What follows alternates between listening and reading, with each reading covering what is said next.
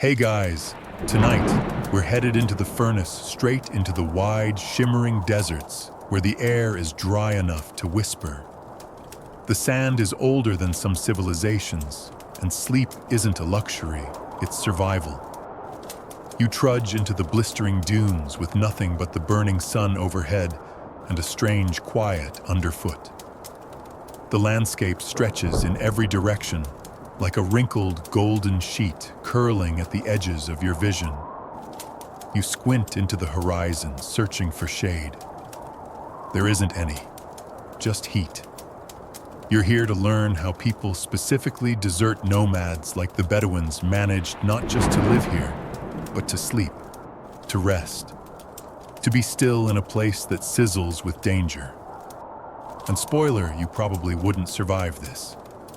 At least not with your 72-degree bedroom memory foam mattress and full climate control. Out here, sleep was earned, designed, engineered through wisdom passed down like family heirlooms. So before you get comfortable, take a moment to like the video and subscribe, but only if you genuinely enjoy what I do here. And drop your location and local time in the comments. It's always fun seeing who else is trying to fall asleep with history on loop. Now dim the lights, maybe turn on a fan for that soft background hum, and let's ease into tonight's journey together. You squint through the haze and start walking. Heat clings to your clothes, yet somehow it's not the worst part. It's the sun itself watching without blinking. It's always there, always pressing down. The silence is oppressive too. There are no chirping birds or rushing trees, just a constant hum, your own pulse, the grit in your teeth, the sound of your sandals brushing over sand that's had centuries to learn your every footfall. You wonder how anyone ever slept here. That thought won't leave you. Your skin's dry, but your forehead sweats. You're already fantasizing about cool sheets and AC vents. But Bedouins had none of that. They mastered survival with fire and fabric timing and tradition. And their success started with how they slept. By day, you feel like you're roasting alive. The temperature bounces off the sand like it's on a trampoline. The air itself seems to shimmer and buckle. You blink and think you see water, but no, just more dunes. Mirage territory. A fringe theory. One of those historical tidbits that hovers on the edge of credibility claims that some Bedouins trained themselves to fall asleep in 5-minute intervals during intense heat-conserving energy without ever fully losing awareness. Kind of like ninja power naps with a sunburn. No one's verified that, but it speaks to the creativity you'll find out here. Historically, we know Bedouins traveled in tribal units across North Africa and the Middle East, from Morocco to the Arabian Peninsula. These weren't people who stumbled into the desert, they were born of it. Shaped by its violence and its stillness. They rode camels, bartered goods, raised goats, and moved constantly to follow what little water the land offered. You reach the top of a dune and look down.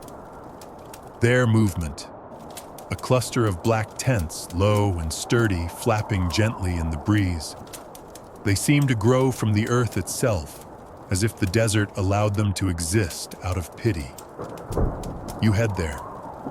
By the time you reach the camp, your thoughts are slow and sticky. The heat has pulled everything out of you. It's then you notice the quiet again. No shouting, no chaos. Just murmurs and hands motioning silently. The people here have learned sound is energy. Energy is precious. You're offered a place to sit inside a large shaded tent. The inside is cooler not because of any magic, but because of brilliant engineering, the material, the airflow, the angle. You lie down for a moment, sinking into worn rugs and thick fabric layers. The smell is earthy wool, dust, and time. Rest, someone says. A voice like crushed silk. You try, but your body's still buzzing from the sun. Here's the trick you don't realize yet. Desert sleep isn't just about where you lie down. It's when and how and what you've done in the hours before. Every movement is intentional. Every rest is strategic. You feel your eyelids grow heavy, not from comfort, but from exhaustion. The real kind. Not the "I've been scrolling on my phone for 3 hours" kind, but the kind of tired where your bones sigh and your skin wants to peel away. As you fade in and out of consciousness, your mind drifts. You remember reading somewhere that Roman soldiers used to train in the desert to test their endurance, but even they never fully adapted to sleeping there. That tells you something. You shift. The sand below the rugs is slightly cool. Someone explains that the Bedouins knew how deep to dig for coolness. Beneath the scorching surface, the earth holds onto nighttime cold like a secret. You can't just lie down anywhere and expect rest. You need to know the land. You chuckle a little softly. You're suddenly aware of how absurd your usual bedtime routine is. Pillows, blackout, curtains, chamomile tea. Out here, you sleep when it's safe. You sleep when it's smart. There's a debate historians still argue whether nomads truly rested deeply in short bursts throughout the day, or developed a longer nighttime sleep like settled communities. Some records suggest the former polyphasic sleep as a survival tactic. Others insist they merely slept when the desert allowed them to no pattern, no plan, just opportunity. You stir again. Someone hands you water, not cold, not refreshing in the usual sense, but deeply satisfying. You didn't know your throat was that dry. And just before you nod off again, you hear something. A small laugh. Then silence. The desert doesn't need to be completely serious. It allows for small joy, even if it's rare. And just like that, you're learning how to rest like a nomad, not all at once, not perfectly, but with respect for what the desert gives and what it will take away if you don't listen. The tent breathes around you. Air moves in and out through the porous weave of goat hair, a fabric so old it could have been invented by accident or divine intervention. Either way, it works. You're lying in what's called a Beit al-Sha'ar, a house of hair. Sounds fancy. It's not. But it's brilliant. Outside, the heat waits like a stalking predator. Inside, it's almost manageable. Not cool, but tolerable. The kind of temperature where your body stops panicking.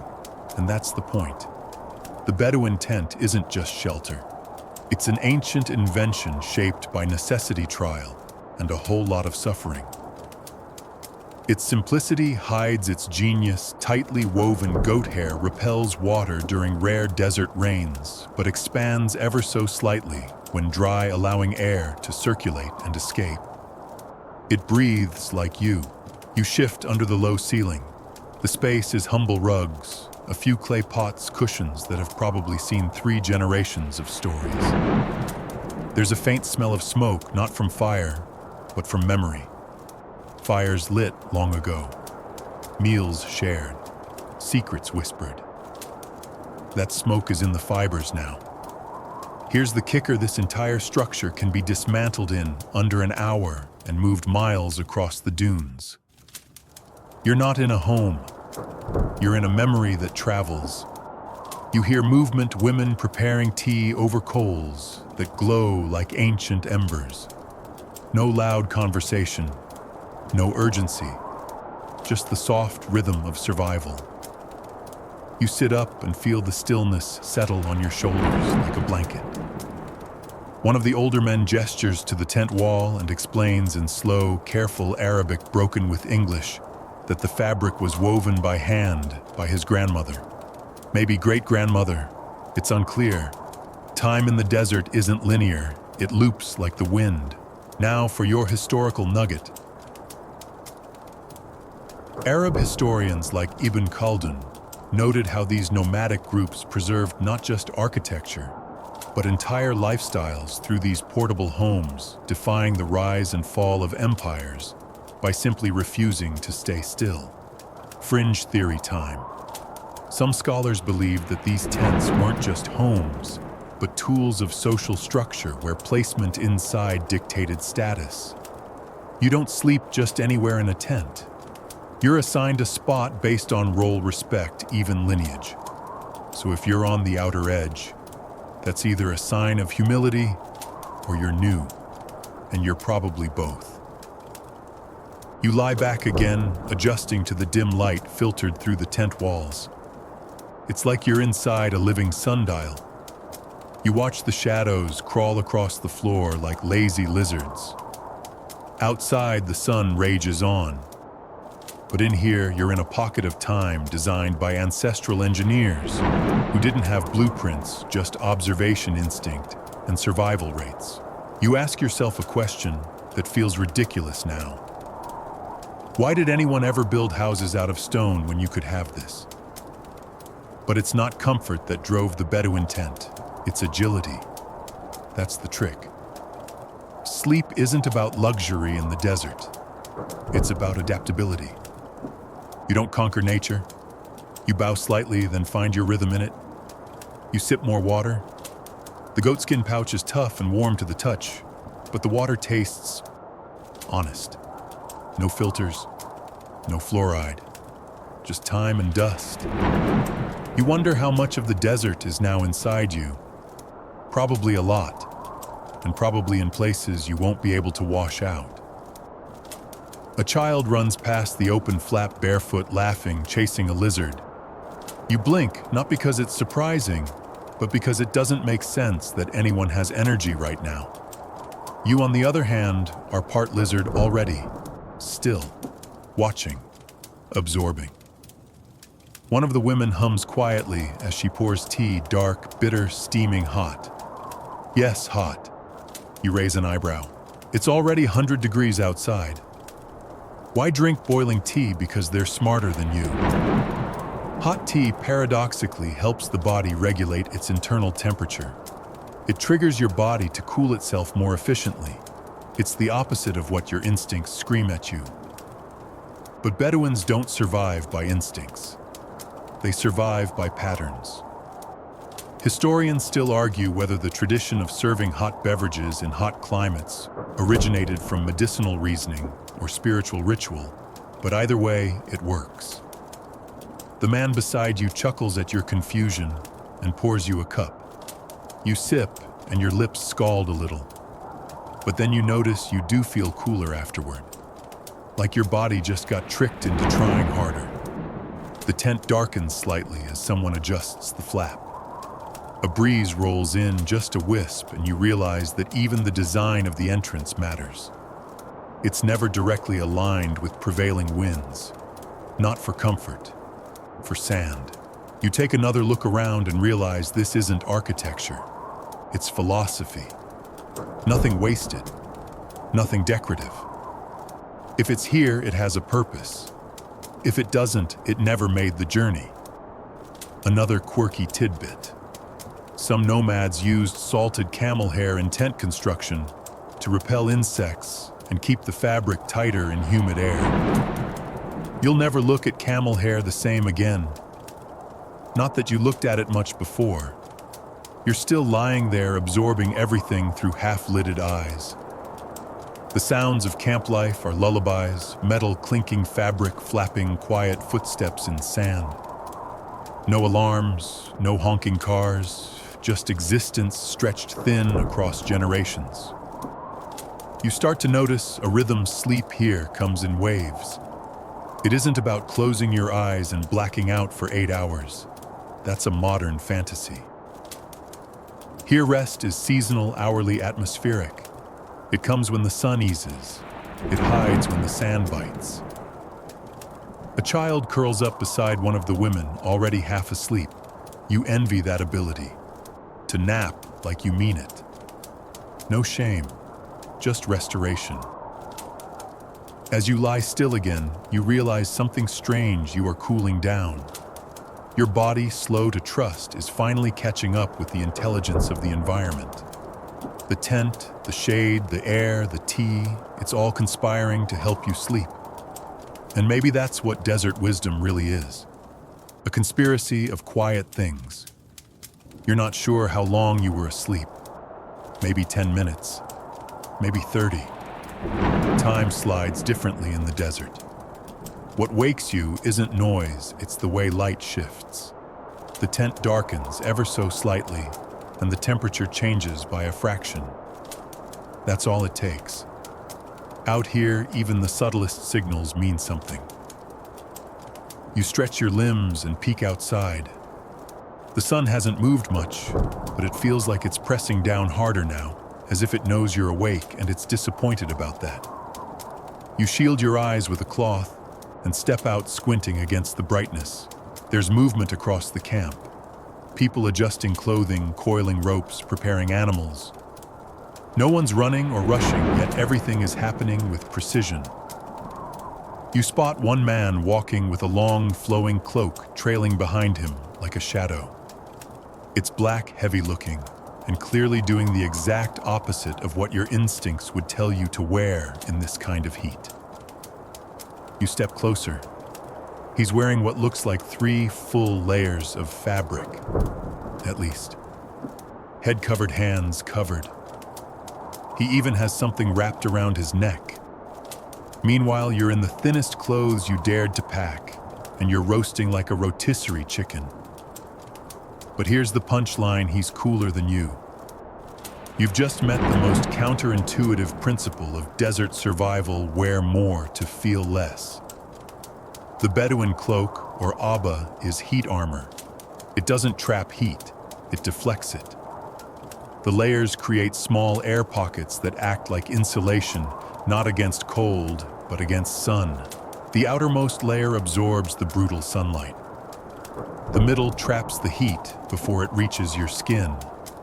And the innermost, usually loose and breathable, stays relatively cool as the breeze slips through tiny openings. The goal isn't to expose skin, it's to trick the air into doing your bidding. You pull your scarf tighter and suddenly appreciate how even wrapping your head serves a purpose. Not just to shade your scalp, but to shield your brain literally from overheating. It's funny. You think of ancient astronauts and smart fabrics and cutting-edge tech, and then you watch this old man glide across a sand dune like a monk, cool as a cucumber in black wool, and you realize they figured it out centuries ago. Mainstream fact-check early 20th century explorers in North Africa like Wilfred Thesiger often ditched their European gear in favor of Bedouin garb after realizing they couldn't survive in colonial pith helmets and khakis. It wasn't just cultural, it was survival. Smart men wear robes when the earth tries to kill them. And if you're wondering why black, that's the weird part. You'd assume white reflects heat and black absorbs it, right? That's what the science books say. And technically, yes, black absorbs more radiation. But in flowing robes, that's a feature, not a bug.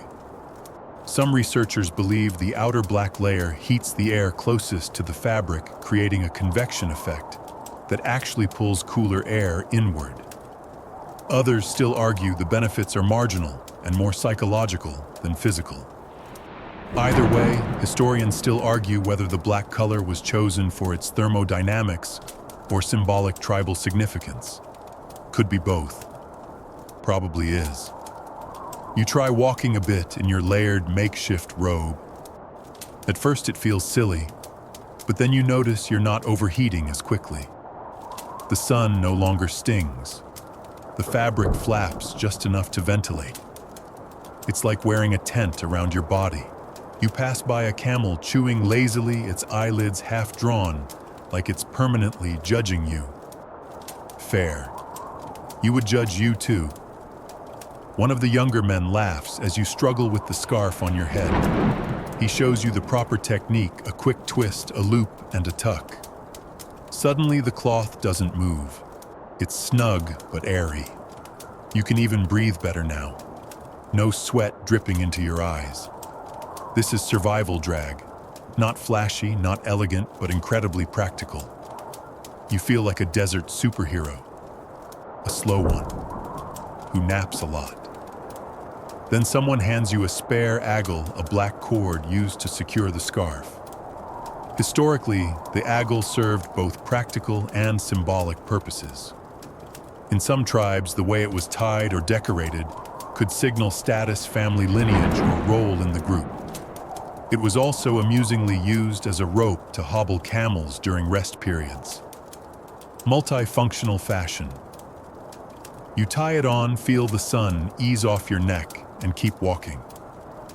The robe flows behind you. The heat's still there, but now it feels manageable. Not gone, but distant. Like a loud neighbor you've learned to ignore. Quirky tip. Some Bedouins used to line the inside of their cloaks with dried herbs or scented cloth to ward off insects and mask body odor during long journeys. Because even in the desert, smelling like roasted goat isn't a vibe. You stop to rest in the shade of a dune using your cloak as a tent. It's cooler beneath, even without real shade. You feel the breeze press against the fabric, creating a soft, fluttering hum, like ocean waves made of air. You think about the paradox of covering up to cool down. How much of what you've learned in modern life has been exactly backwards out here? Out here, comfort isn't intuitive, it's earned. And sometimes it means surrendering your expectations to centuries of trial and error. A woman walks past with a large bundle balanced on her head. Her robe is even longer than yours, patterned with red and brown lines. She's not sweating, she's not complaining, she's singing. You envy that calm. You lie back against the slope of the dune, the cloak still draped around you like a curtain, eyes half shut. The sun pulses behind your eyelids, but doesn't bite anymore. And just like that, you start to understand the elegance in desert survival. It's not about brute force or conquering nature. It's about learning to let nature move around you, through you. The cloak doesn't fight the sun, it dances with it. You feel sleep tug at your consciousness again. Not like before this time, it's deeper, slower. You've acclimated ever so slightly, and you realize the cloak isn't just heat armor. It's a sleeping bag, a windbreaker, a privacy curtain, a statement, a legacy. Passed down, worn in, and always in style. You close your eyes. The wind shifts. The sand sings a soft lullaby, and you, draped in your accidental wisdom, drift off into the kind of nap that only the truly overcooked can appreciate. You wake with grains of sand clinging to your face like glitter from a bad decision. The wind must have changed again while you slept. It's quieter now, but not in a peaceful way. More like a warning. You sit up and squint across the dunes. No movement, no animals. Even the camel that had been your shade buddy earlier is gone. The sun hangs directly overhead now, a white-hot spotlight in the sky. Noon has arrived, and with it an eerie sense of evacuation. You're the only one out here. You glance back toward the camp. The tents are still there, but no one's outside. No footsteps, no cooking, no talking. Even the breeze seems to have ducked for cover. Welcome to the hour of ghosts. No, that's not an official term, but it feels true. In the desert, midday isn't just hot, it's forbidden. It's the time of withdrawal, of vanishing. You're not supposed to be moving around right now unless you enjoy heat stroke as a recreational hobby. Bedouins learned quickly, the sun at high noon doesn't argue. It punishes. Movement is limited. Labor halts. Conversation becomes a luxury. This is the desert's do not disturb sign glowing bright from the sky. You retreat toward the nearest tent like a scolded child, now understanding why the camp seemed abandoned. It wasn't laziness. it was wisdom. Mainstream fact-alert Bedouin tribes would routinely split their days around the sun's arc, organizing chores meals and travel around the extremes of temperature. Morning and dusk were for movement. Noon was for silence. If that reminds you of Mediterranean siestas or Japanese inamuri nap culture, you're not wrong. Heat demands stillness everywhere. Inside the tent, the difference is jarring. Shadows stretch wide across the floor, and a low, rhythmic sound hums in the background breathing. People are lying flat-covered, lightly unmoving, a human mirage. It's like walking into a sleeper cell, literally. You lie down beside a rolled-up cushion, careful not to disturb the rhythm. Your body, freshly cooked from outside, sizzles against the cool rug like a fajita plate. But slowly the sensation fades. Your breathing syncs with theirs. And then you notice no one's truly asleep, just paused. Limbs loose, eyes closed, but minds half awake. This isn't your Sunday afternoon nap. This is heat evasion, an art form. You hear a faint creak of leather as someone adjusts their position. The woman beside you has a damp cloth over her forehead. Just water and woven cotton, but it makes a difference. A child clutches a pouch of water like it's a stuffed animal. A quiet joke drifts across the room, too soft to understand, but someone snorts. Even heat can't kill humor entirely. You wonder how many modern cities would survive without air conditioning if this model were adopted. Just pause life. Daily. National nap mandates. Probably improve productivity, maybe even global happiness. Someone should try it. Fringe fact. There's an old story, half folktale, half traveler's warning, of a French merchant in the 1800s who refused to rest during the noon hours while traveling with a Bedouin guide. He vanished halfway up a dune and was later found muttering to a camel about French politics.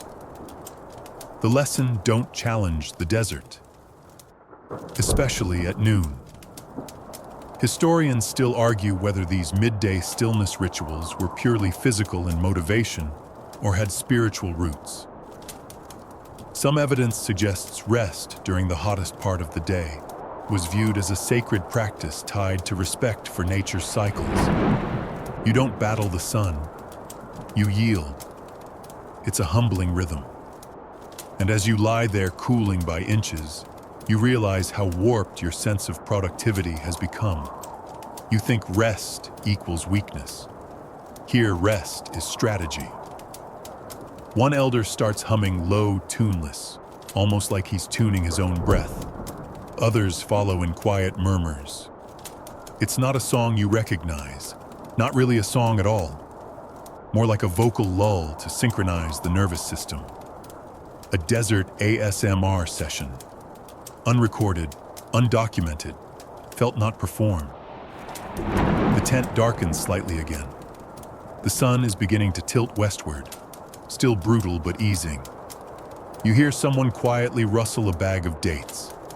The scent of cardamom drifts in like a secret. You sit up, skin slightly clammy now. Not from sweat, but from the release of tension. Your body isn't fighting the heat anymore. It's adapting. That's the real secret, isn't it? You don't beat the desert. You become desert compatible. You watch as people slowly begin to stir. A few children whisper. A woman fans the coals under a teapot. The world is rebooting in low power mode. And you realize something else: no one has checked a clock. Time here is ruled by the sun, the wind, and the body. Everyone just knows when to pause, when to resume. Someone hands you a handful of dates, small, wrinkled, dark as tree bark. You chew slowly. They're dense, sweet, and oddly refreshing. It's not a feast, but it's enough to signal that the worst of the day has passed. Sugar to restart the engine. No utensils, no ceremony, just survival. You think about all the tricks and tools you've used to sleep apps, supplements, noise machines. Then you look around. Goat hair tent, date sugar, damp cloth, human stillness. It's not technology that makes this work. It's surrender. And maybe, just maybe, rest in its purest form isn't about comfort. It's about rhythm. Heat rises, you pause. Light shifts, you rise again. It's a dance. Simple, elegant, harsh. You lie back one last time before standing. Your muscles feel gelatinous, but not weak. More like ready. You survived the hour of ghosts. You didn't melt. You didn't hallucinate camel whisperers. Congratulations. As you step outside, the world is stirring again. Tents open. Sandals slap the earth. Water jugs slosh. The desert is moving, but only because the sun said it could. The sun has shifted just a little, but it's enough. You feel it before you see it. The sand beneath your feet is no longer trying to kill you. Now it's just mildly hostile. You trudge away from the tents toward a nearby dune, curious to test a theory. If sand stores heat like a battery, can it also store coolness? Could something this hostile also cradle sleep? You find a spot halfway up the slope where the sand glows gold instead of white hot. It looks deceptively soft, like powdered sugar, and for a moment you remember something from a travel book. The Bedouins used sand like a mattress, a weighted, shifting, perfectly contoured surface. So naturally you lie down. It's strange. The surface molds around you, giving way just enough to feel supportive. Not sinkhole levels, but cozy. Your shoulders settle, your hips realign, your neck tilts into the perfect angle. It's like memory foam, but with better breathability and no toxic off-gassing. Quirky tidbit. Some desert tribes actually preferred sand to traditional bedding, especially for naps during travel. They'd scoop and shape hollows for each sleeper, crafting personal nests right into the earth. You try shaping a dip for your legs, another for your arms. Surprisingly effective. The grains slide smoothly, but lock just enough to keep form. It's like nature is trying to earn a 5-star sleep rating.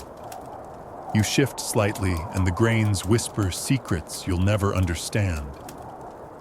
The sun above you still radiates heat, but the sand below has layers cool just under the surface. It feels like the earth is telling you, "I'll help, but only if you're clever about it." This is not how you expected rest to work. Mainstream historical detail. Bedouins and Tuareg nomads used shallow sand hollows as sleeping zones during migration, especially when setting up tents was impractical or time was short. Even their animals, especially camels, would rest belly down in scooped-out sand troughs for insulation. You wiggle your toes deeper and feel the coolness intensify. Just an inch or two under the surface, the desert hides relief. You realize this land isn't just dangerous. It's layered. Each inch holds a different temperature, a different story. And maybe, just maybe, those layers are part of the survival wisdom. Historians still argue whether sand sleeping was purely pragmatic or had ritual significance. Some say the act of pressing into the earth was symbolic, a connection to ancestral land, to the silence of ancestors, to the harshness that shaped the soul.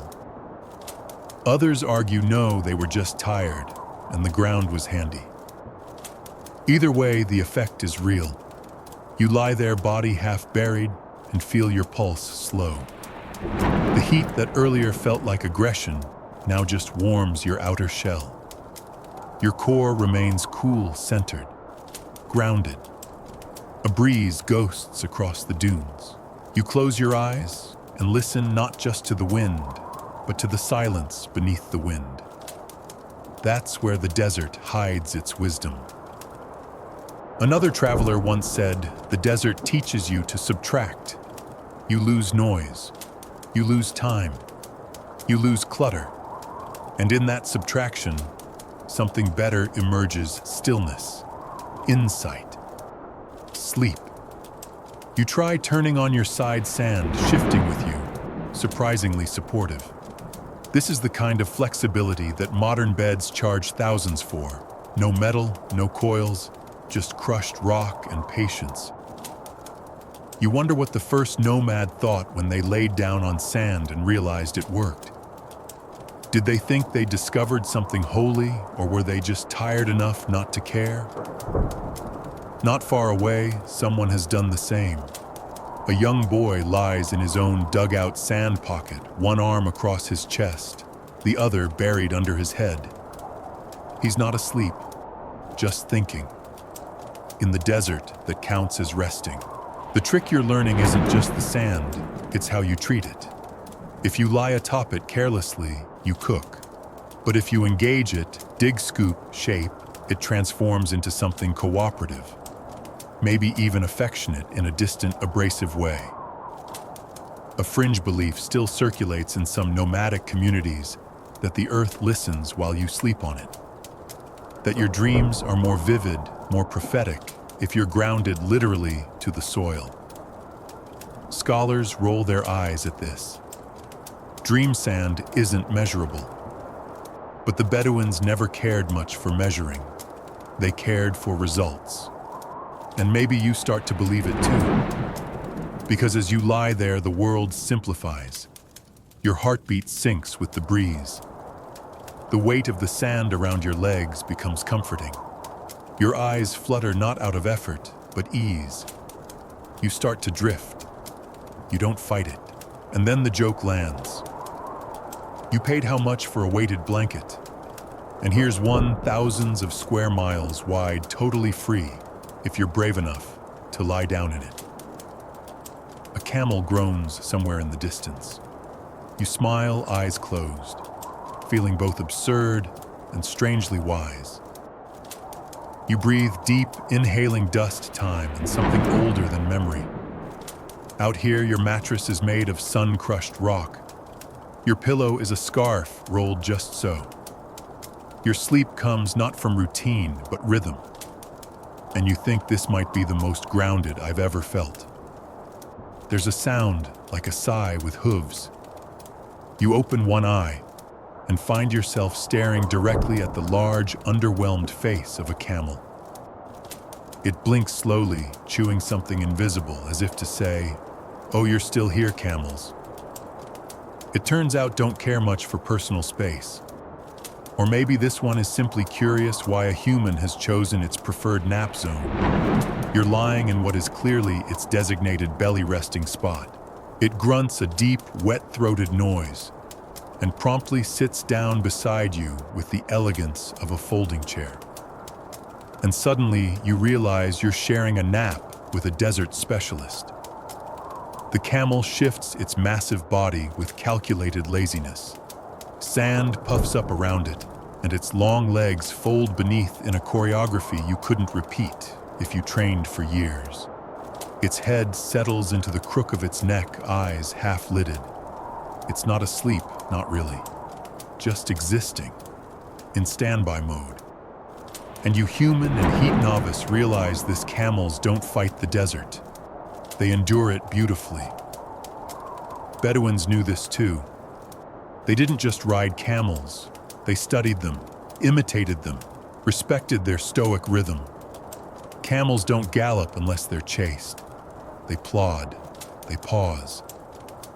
They rest frequently, not from laziness, but because they know how to ration energy the way they ration water. Mainstream fact: camels can lose up to 25% of their body water without suffering serious consequences, which would kill most mammals.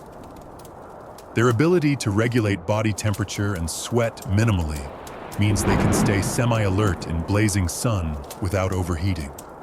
It's not magic, it's engineering. Biosurvival mastery. So naturally, Bedouins adapted similar rhythms. They didn't rush unless needed. They moved early, late, or not at all. And in between, they slept. Often beside their camels. You shift slightly, careful not to startle your sleepy neighbor. Its fur is coarse, sun-bleached, and dusted with the scent of dry grass and sweat. It doesn't stink, not really. More like it carries the memory of hundreds of hot miles.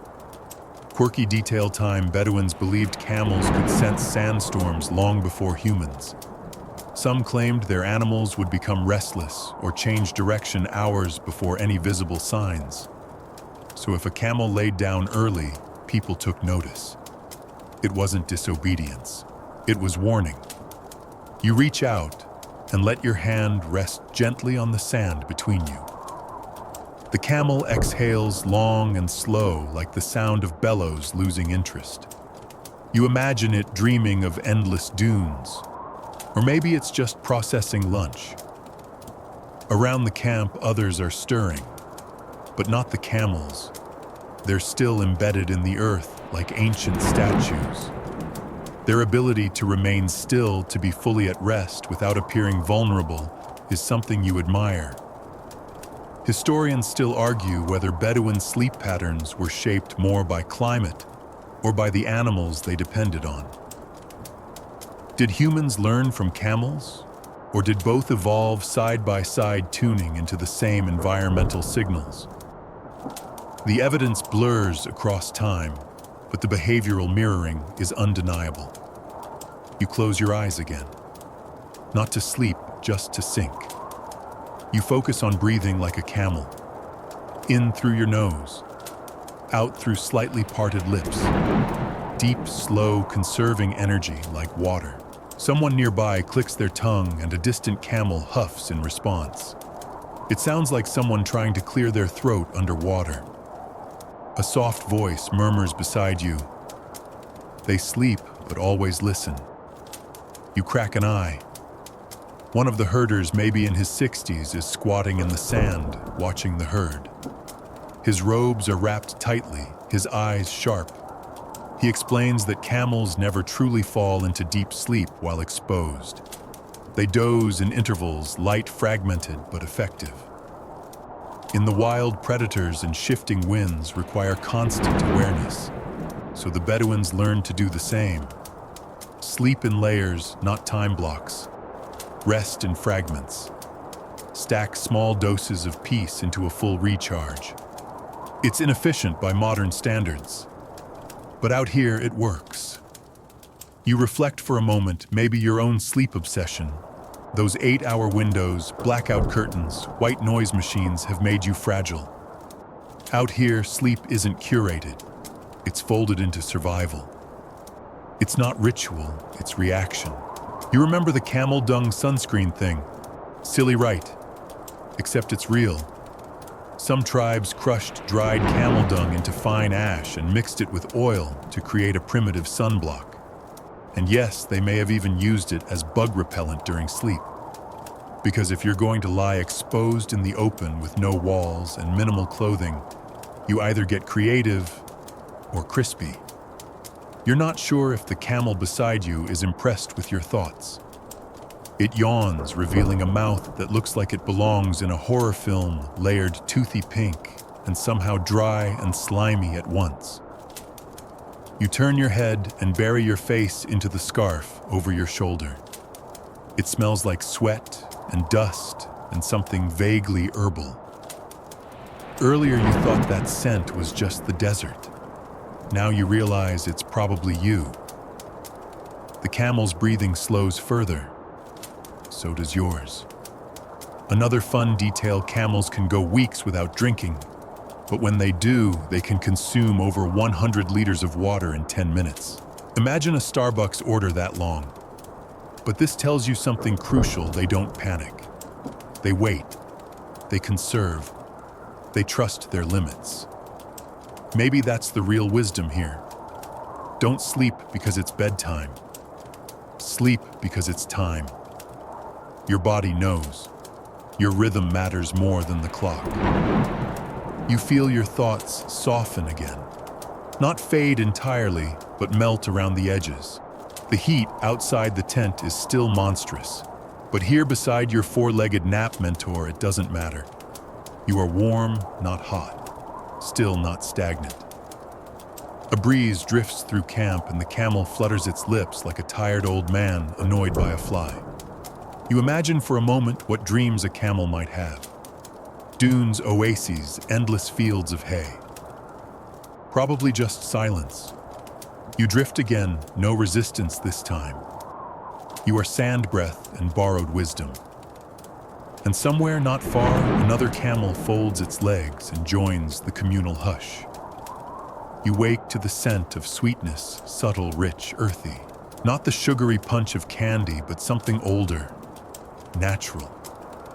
You open your eyes and see someone crouched nearby arranging food onto a shared cloth. No plates, no cutlery, just a pile of dates, a skin of milk, and what looks like roasted flatbread thin enough to fold in half 5 times. Breakfast, lunch. Desert time is slippery, but what's certain is this food here is designed for endurance and for sleep. You shuffle toward the meal. Your stomach isn't grumbling exactly, but something about the way the dates shine in the light triggers an almost primal hunger. As if your body recognizes them on sight. Fuel. You sit cross-legged, mirroring the others. No words, just nods. A piece of bread is torn and handed to you. A clay bowl of milk follows. No one eats first. The circle waits. When the oldest man touches his date to his lips, the rest begin. You take a bite. The date is sticky and soft, tasting like caramel that grew on trees. Not overly sweet, more like molasses and sun had a child. You chew slowly. The bread is tough, chewy, flavorful. It fills your mouth and belly without effort. The milk cooled tangy with a faint grassy note. Goat or camel, you're not sure. Doesn't matter. Here's what matters. You're eating like someone who needs to survive the next 100 miles, or the next sleep, or both. Mainstream history. Bedouins survived for centuries on minimal but high-impact foods. Dates provided sugar, fiber, and potassium. Goat or camel milk offered fat and hydration. Flatbreads added starch energy. That was it. 3 ingredients, no superfood powders, no 12-step dietary guides, and somehow they thrived. Not just lived, but thrived. Strength, stamina, clarity, and crucially, sleep quality. There's a quiet theory floating around among modern nutritionists. What you eat deeply influences how you sleep. Not just timing or calories, but the kinds of sugars and fats you process before rest. The Bedouin diet, stripped of excess and processed nonsense, let the body sleep clean. No bloating, no spikes, no crash. Just slow-burning energy that trickled into dreams. Quirky tidbits: some nomadic mothers would mash dates with dried herbs like thyme or anise into a paste, forming small sleep balls given to restless children before bed. Calming mildly, sedating, and extremely effective. Think of it as the desert's NyQuil. No alcohol, all nature. You sip the milk again. It's cool from the skin pouch, not chilled. But you're surprised how fresh it tastes. Someone tells you it was milked just before dawn. No storage, no processing. Straight from source to sleep. As you eat, the group around you murmurs in low tones. Nothing urgent, no business. Just conversation, drifting like smoke. A few jokes. One about a camel who prefers coffee to water. Laughter ripples gently, no outbursts. Even humor is quiet here. You notice something else: no one overeats. There's food left, but everyone finishes with the same rhythm. Enough is enough. Eating past fullness would mean wasting energy, digesting, sweating more, losing water. Even meals are survival calculus. Historians still argue whether the Bedouin emphasis on minimal eating came purely from scarcity, or if there was a spiritual dimension, an ascetic respect for hunger, for simplicity, for discipline. You suspect it's both. Faith and famine often hold hands. One of the women begins to stack the leftovers into a cloth bundle. Nothing wasted. The seeds of the dates go into a bowl for the animals. Even your crumbs are accounted for. You lie back again, belly pleasantly warm and full. Not stuffed, just satisfied. That rare kind of feeling where you can nap without guilt because your body has everything it needs. And maybe that's the key. Sleep is never just about where you lie down. It's about what's inside you too. You think about your own habits, pizza at 11 p.m., caffeine at 4 snacks, because boredom scrolling until your eyes glaze. And then you wonder why sleep feels like a struggle. Here, it's not a struggle, it's a slide. As your eyes begin to close again, someone begins humming, not a song, but a tone. A rising and falling sound, like chanting without words. It isn't for performance. It's ancestral. The kind of sound that eases digestion and stills the thoughts. You drift. Your dream, when it comes, is soft and brown and slow. You walk along a date grove. The trees bend toward you, arms full of fruit. The sand beneath you crumbles like sugar. The wind smells like milk. And when you wake again, you swear you still taste it on your tongue. When you wake this time, it's the wind that brings you back, not harsh, but alive. A steady, low murmur ruffles the edges of the tent, like someone gently shaking a bedsheet.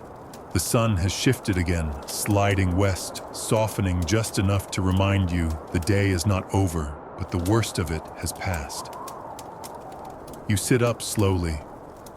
Around you, the camp breathes. People move again, but not urgently. The energy is different now, revived, as if a collective exhale has been released. This is the evening rhythm, and it starts with fire. A small circle begins to form just beyond the tents. Stones are gathered. Dry brush is arranged with practiced hands. There are no matches, only flint patience and the kind of confidence that comes from a lifetime of coaxing flame from nothing. One spark, then another. The brush smolders, crackles, and blooms into orange life. And just like that, the fire becomes the new center of the world. You move closer, not because you're cold, but because it draws you. Everyone gathers around the flame like it's telling secrets only the desert understands. It's not big, this fire, just enough to boil water. Warm fingers ward off curious insects, but it feels enormous in its stillness. Mainstream fact, the fire wasn't just for warmth or cooking, it was a timekeeper. Bedouins measured the end of day not by clocks, but by rituals like the evening fire. It marked the transition from movement to memory, from work to rest. Someone places a small blackened kettle onto the stones. It hisses, then hums. Tea leaves go in next. Cardamom pods a sprig of mint. The smell rises, spicy, sharp, comforting. It wraps around you like a second robe. This is not the rushed tea of gas stations or paper cups. This is ceremony disguised as routine. The pouring is slow, deliberate from a height. The tea dances into the cup, steaming like breath on a cold morning. You're handed a small glass. You sip. It's strong, almost bitter, but with a sweetness that lingers. No milk, no sugar cubes, just balance. Like everything here. Quirky tidbit in some desert camps, the first cup of tea is always bitter, meant to reflect life. The second is sweet, meant to honor friendship. The third, if offered, is up to interpretation, peace, reflection, or just habit. You glance around the circle. No one's really talking yet. They're watching the fire, sipping slowly, letting the wind speak instead. The tent flaps rustle behind you. The wind has picked up, not loud, but steady. It slithers across the sand like a whispering snake, never quite biting, but always there. It catches corners of fabric, lifts, bits of ash, stirs hair, and hems. It's not annoying, it's comforting. like a white noise machine made of dust and memory. Historians still argue whether the positioning of Bedouin tents was more influenced by the wind's direction or the angle of the setting sun. Some suggest it was both an intuitive geomancy perfected over generations to ensure the fire's smoke drifted just right and the cooling wind didn't whip sand into sleeping faces. You sit cross-legged, hands wrapped around your tea glass. The fire cracks again, louder this time, and a small cascade of sparks rises into the twilight. Someone tosses in a handful of crushed herbs, and the smoke changes scent. Wood sage, maybe dried thyme. The air shifts, fragrant, clean. This is what bedtime feels like out here.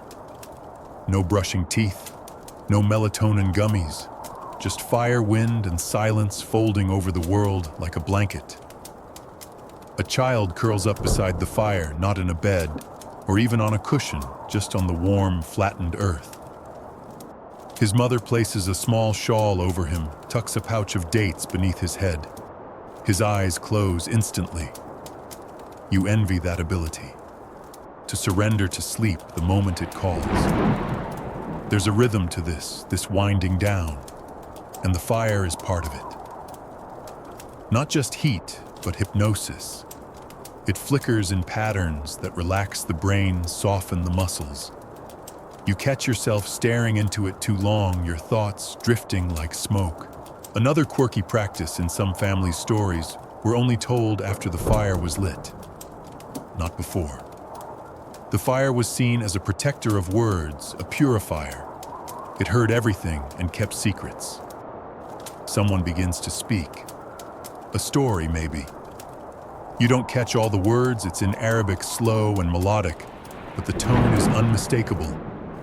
It's a tale passed down, about a man who slept in a sandstorm for 3 nights and dreamed the location of an undiscovered well. The punchline, he found it, then promptly lost his camel. Laughter bubbles around the circle. The fire pops in approval. You stretch your legs, then wrap your scarf tighter. The wind has cooled now. Not cold, just refreshing. The heat of the day is a memory, the kind that humbles, not haunts. You glance upward. The sky's gone purple, stretched thin between the dunes. Stars begin to bloom across it, bold and early. No city lights to compete. Just pure, ancient constellations. You'll learn more about them later. For now, they're just there, watching. And beneath them, the camp shrinks into something timeless. People gathered around a fire, sipping tea, listening to wind, waiting for night to fully arrive. This is the lull before sleep. Not rushed, not anxious, not interrupted by screens or alarms. Just ease. And in this moment, you wonder, what if this is what your body's always wanted? Not silence, but this kind of sound. Not darkness, but firelight. Not isolation, but shared stillness. The fire crackles again. A new log is added. Someone yawns. You lie back slowly, head against a folded shawl. The sand below still carries warmth from earlier, and the wind, soft and tireless, continues its song.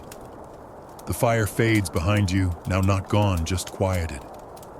Its glow flickers against the backs of your eyelids as you walk away from the gathering, following one of the herders. He doesn't say where you're going. He doesn't need to. You're learning not to ask. In his hand, he carries a dark leather pouch, round-bellied and capped with a simple knot of string.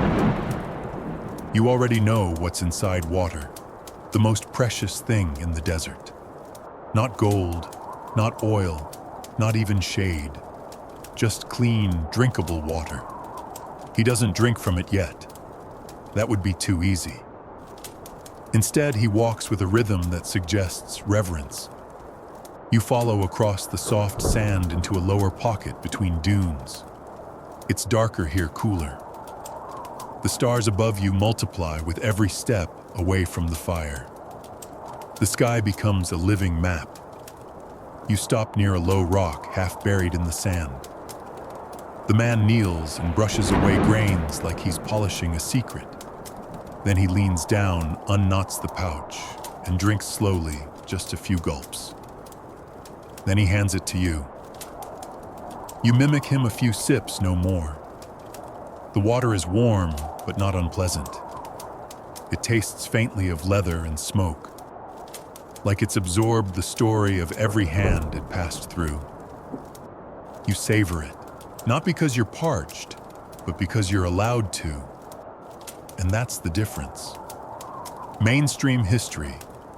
Bedouins developed intricate systems for water storage and rationing, sometimes carrying pouches made from goat skin that kept water cool via evaporation. They knew how to find underground springs, how to watch for animal behavior, how to read the land's veins beneath the sand. They also knew not to gulp. Gulping is for the panicked, the undisciplined. You don't just drink water here, you earn it. Respect it. Sleep depends on it. It's not a metaphor. In high heat, dehydration is the #1 sleep killer. Your body stays on alert, sending distress signals instead of rest signals. Your muscles twitch. Your mind fidgets. But properly hydrated, even just a little, your system eases into softness. You hand the pouch back. The man ties it and slings it over his shoulder like a badge. He taps the rock once and stands. That's it. The ritual's over, and yet you feel like something important just happened. Back at the tent, a woman is boiling herbs in a small pot. Not for tea, for steam. She adds a few crushed twigs and powders something between her fingers. When the mixture hisses and releases a sharp herbal scent, she places the pot on the ground and drapes a cloth over her head. You watch as she breathes in the steam like it's medicine. It is medicine. Fringe knowledge time, some desert tribes used inhaled herbal steam to clear the lungs before sleeping. Think of it as a pre-sleep cleanse, not for your face, but for your breath. The dry air here wreaks havoc on the sinuses. Steam made from dried herbs, thyme, wormwood, chamomile soothes inflammation and invites sleep. She gestures for you to try. You kneel cautiously and duck beneath the cloth. The heat hits first, but then comes the scent, green, peppery, slightly bitter. You breathe in deep. Your sinuses open like blinds. You feel your chest loosen. When you emerge, you're not just clearer, you're calmer. Everything out here works toward one goal, giving the body permission to rest. Not forcing it, inviting it. You sit back near the tent's edge. The sky is wide open now, a canvas splattered with stars. Some shimmer like polished bone, others pulse like slow heartbeats. There is no ceiling here, no roof, just sky. And it's whispering something very old. A camel groans somewhere nearby. Someone coughs softly. A child sings to herself in nonsense syllables, winding down her thoughts into dreams. And then you see something odd. A shallow trench dug into the sand, maybe waist deep and narrow, a sleeping trench. Someone explains that during certain seasons when tents trapped too much heat, Bedouins slept in the ground, not above it. Just a shallow scoop deep enough to catch the coolness, low enough to avoid the wind. You slide into one just to try it. The sand wraps around your sides like a cradle. You exhale, and the air rises gently, lifting heat away from your body. It's perfect. This isn't the kind of perfection you find in a 5-star resort. This is survival-based perfection. Function over fluff. The kind that says this will keep you alive, and maybe if you listen, you'll sleep like you're part of the earth again. Historians still argue whether these sand trenches were used for sleeping or for protection from predators. But the answer is probably yes, to both. A dual-purpose desert hack. And maybe that's the real secret out here. Everything has two purposes. The tent is a home and a heater. The scarf is shade and silence. The water is hydration and ceremony. Sleep isn't an escape, it's maintenance. You lie still in the trench. The sand cools your spine. The stars press down without weight. The wind runs fingers through your hair and keeps going. You've drunk wisely. You've cleared your breath. You've eaten the sleep-friendly fruits of the land, and now you're low enough, grounded enough to forget the noise of the world entirely. You feel your heartbeat slow, and maybe, just maybe, you're starting to understand the ancient rules. Don't fight the heat. Don't waste your strength. Don't chase the sleep. Let it find you. You smile into the sand, and sleep begins again. The desert at night is silver, not black, not dark blue, silver. You climb out of the sleeping trench with a new appreciation for stillness and walk toward the edge of camp. The moon isn't full, but it doesn't have to be. Out here, even a crescent feels like a spotlight. The dunes are painted in gradients, deep gray at the base, shimmering pale at the ridges. The stars pulse above like Morse code from the gods. You're not alone. A small group is preparing for movement. This is the ancient shift, the transition to night walking. Bedouins didn't travel in the day unless absolutely necessary. It was wasteful, risky, sometimes deadly. Instead, they embraced the moonlit hours when the heat eased its grip and the earth cooled enough to touch. One of the men hands you a long stick, a walking staff carved with notches. You're not sure if they're decorative or functional. Probably both. Like everything else here. You ask no questions. You simply follow. There's no trail, no path, just memory and stars. Mainstream fact, Bedouin navigators used the stars not just to orient north and south, but to measure distance, time, and even the changing of seasons. Their knowledge of the sky was encyclopedic and entirely passed down orally. Tonight, your guide points to a cluster in the eastern sky and mutters, "That one rises when the water is near." He could be right, or poetic, or both. Out here, truth and beauty aren't separated by debate. You start walking. The sand crunches underfoot, cool and dry. The wind has settled, but the silence remains alive. Each footstep becomes a drumbeat. Each breath a whisper in rhythm. Your eyes adjust surprisingly fast. No flashlights, no torches, just reflected moonlight and confidence. Quirky tidbit: some nomads believed that the moon enhanced dreams if you walked beneath it before sleep. Something about the way your mind loosens under its glow, how it softens your thoughts like cool tea before bed. You climb a low dune and pause at the top. Below you, the land ripples, dunes stretching like frozen waves. You can almost hear them sigh. Then movement. A dark figure glides across the valley floor, a lone traveler leading two camels, their shadows moving in long, soundless strides. No greetings are exchanged, just nods. In the desert, silence is respect. You descend slowly, your staff tapping the sand with every step. Here's the secret: you start to feel the body loves walking at night. The heat is gone. Your joints sigh in relief. You're not sweating. Your heart isn't pounding. You're just moving. Purposefully.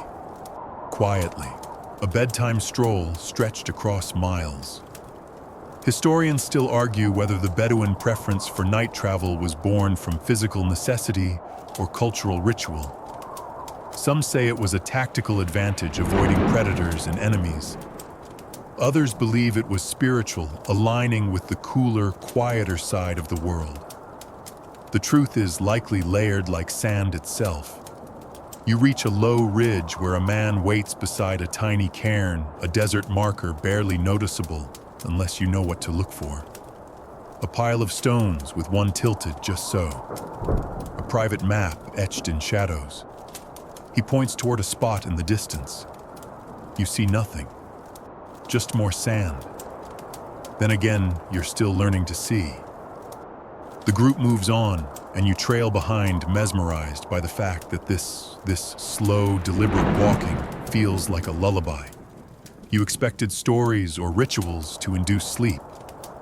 But no, it's this measured movement. It drains the noise from your body, filters your thoughts like a sieve. And the sky, oh the sky. It's not still, it moves. Stars seem to shift the more you look. The moon slides along the dune ridges like it's pacing. You spot constellations you've never seen before. One that looks like a palm tree, another like a dagger. You wonder how many people have stood in this exact spot feeling this same awe. A camel groans softly behind you. Someone coughs. A boot squeaks against a strap. That's it. You wonder, could this become your new bedtime routine? No screens, no doom scrolling, just walking into stillness, sand underfoot, stars above. Your guide stops suddenly and points again. This time you see it, a cluster of low bushes, impossibly green, huddled around a dent in the earth. An oasis, tiny but real, a miracle with roots. And beside it, already set up, a small tent, a fire ring, and a teapot half filled. Someone's other home. Maybe someone from earlier, maybe yours now. Fringe theory moment. Some desert travelers claimed that walking by moonlight recalibrated their internal clocks, syncing sleep cycles with celestial patterns. No science has confirmed it. But as you stand here drowsy and oddly clear-headed, you start to believe. The group begins turning back. They've shown you the route. That was the point. Not to arrive, just to move. You linger, hands at your sides, watching the silver world breathe. Eventually, you walk back alone. The footprints are still there, catching moonlight like mirrors. You follow them, step by step. Not fast, not slow, just enough. By the time you return to camp, the fire has dimmed to coals. The others are already asleep or pretending. You slide beneath the edge of a tent, curl onto the softened earth, and feel your legs still buzzing from the journey. Not tired, just ready. You wrap your scarf around your eyes. You smell ash, sand, mint, leather, and you think this is how the desert puts you to bed, not with stillness, with walking, with starlight, with silence that teaches your muscles to rest. And somewhere behind your eyelids, dunes continue to move. The night is deep now, the kind of darkness that doesn't just obscure you, feel it pressing gently on your limbs, inviting you down. You wake not because of noise, but because of change. The air's cooler now, whispering across your cheeks. The tent is quiet, but not silent. There's the slow rustle of someone shifting in sleep, the soft thud of a camel's padded foot outside, and the almost imperceptible hum of wind pushing against the woven walls. You don't move. You don't want to. Because for once, you're comfortable. No mattress, no pillow top, no ergonomic headrest. Just a rug beneath you, a folded cloth beneath your head, and a light covering that smells faintly of dust, wool, and ash. And yet your back doesn't ache. Your arms aren't numb. You feel right. The Bedouin bed isn't a bed, not in the way you think of one. It's a philosophy disguised as a sleeping surface. Here's how it works. Layered rugs, shaped sand, and breathable fabrics. No elevation, no springs, no complications. Sleep happens on the ground with the ground. You run your fingers along the material beneath you. It's not soft, not plush, but it's forgiving. The sand below was scooped and tamped earlier in the evening, molded to support your hips and shoulders, like a very, very slow-moving waterbed. Mainstream fact: Bedouin sleeping arrangements. were often mobile, minimal, and modular. A single heavy wool rug served as both seating and bedding. The same blanket used at night was draped as sun protection during day travel. Blankets weren't tucked. They were wrapped, trapping body heat in the cool night air. You turn slightly, marveling at how your body sinks just enough. There's give, but not sag. The rug has molded to you, not the other way around. You didn't need orthopedic design, just adaptation. You glance around the tent. No one has their own space. This is communal sleeping.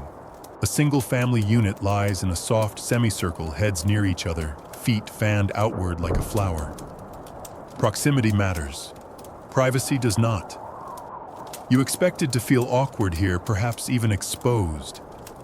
But now it feels like protection, like belonging, as if even in slumber the group remains aware, interconnected. Quirky detail: some nomadic families would position their sleeping areas based on seniority and role.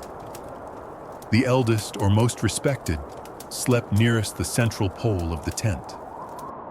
Children nearest the flaps, where they could be the first to rise, run messages, or answer calls. No one locks doors in the desert.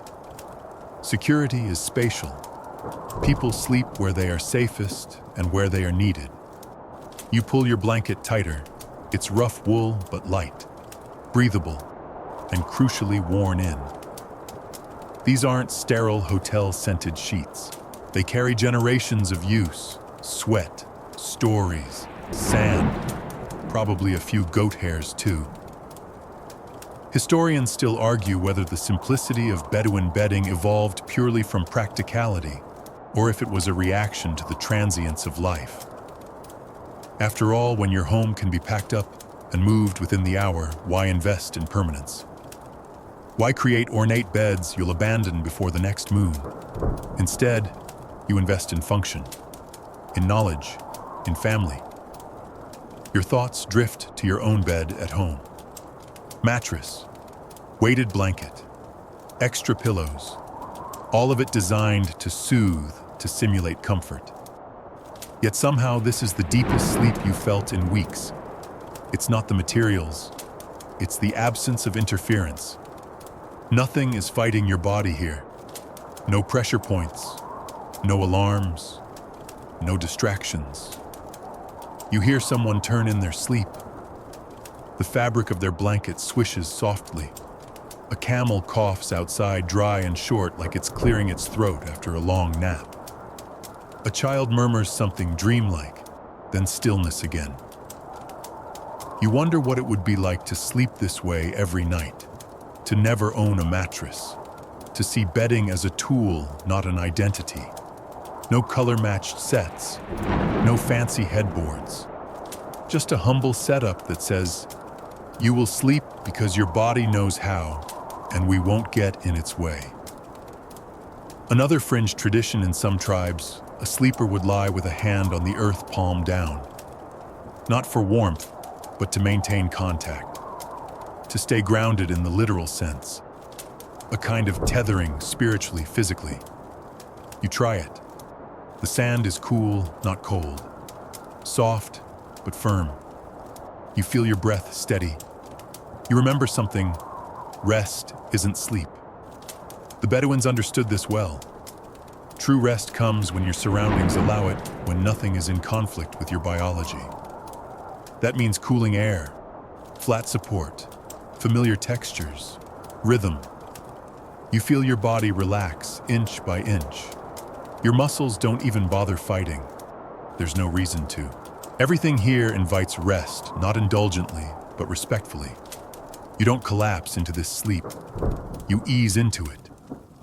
The wind picks up again. It tugs at the edge of the tent, flapping it gently, like a mother smoothing a sheet. And then, you go. Not suddenly. Not in a cinematic fade. Just slowly your awareness dims. Your breathing deepens. And all around you, in this patchwork of blankets and dreams, others do the same. The hush of early night is deep and protective, but eventually it changes, thins. Not breaks exactly, but loosens. The first to stir is a child. You hear her long before you see her soft movements, a shifting blanket, the slight whimper of someone halfway between dream and wakefulness. No panic, no fear. Just the low murmur of a child who's slept enough and is ready to be noticed. Someone else shifts the mother, perhaps. A rustle of cloth.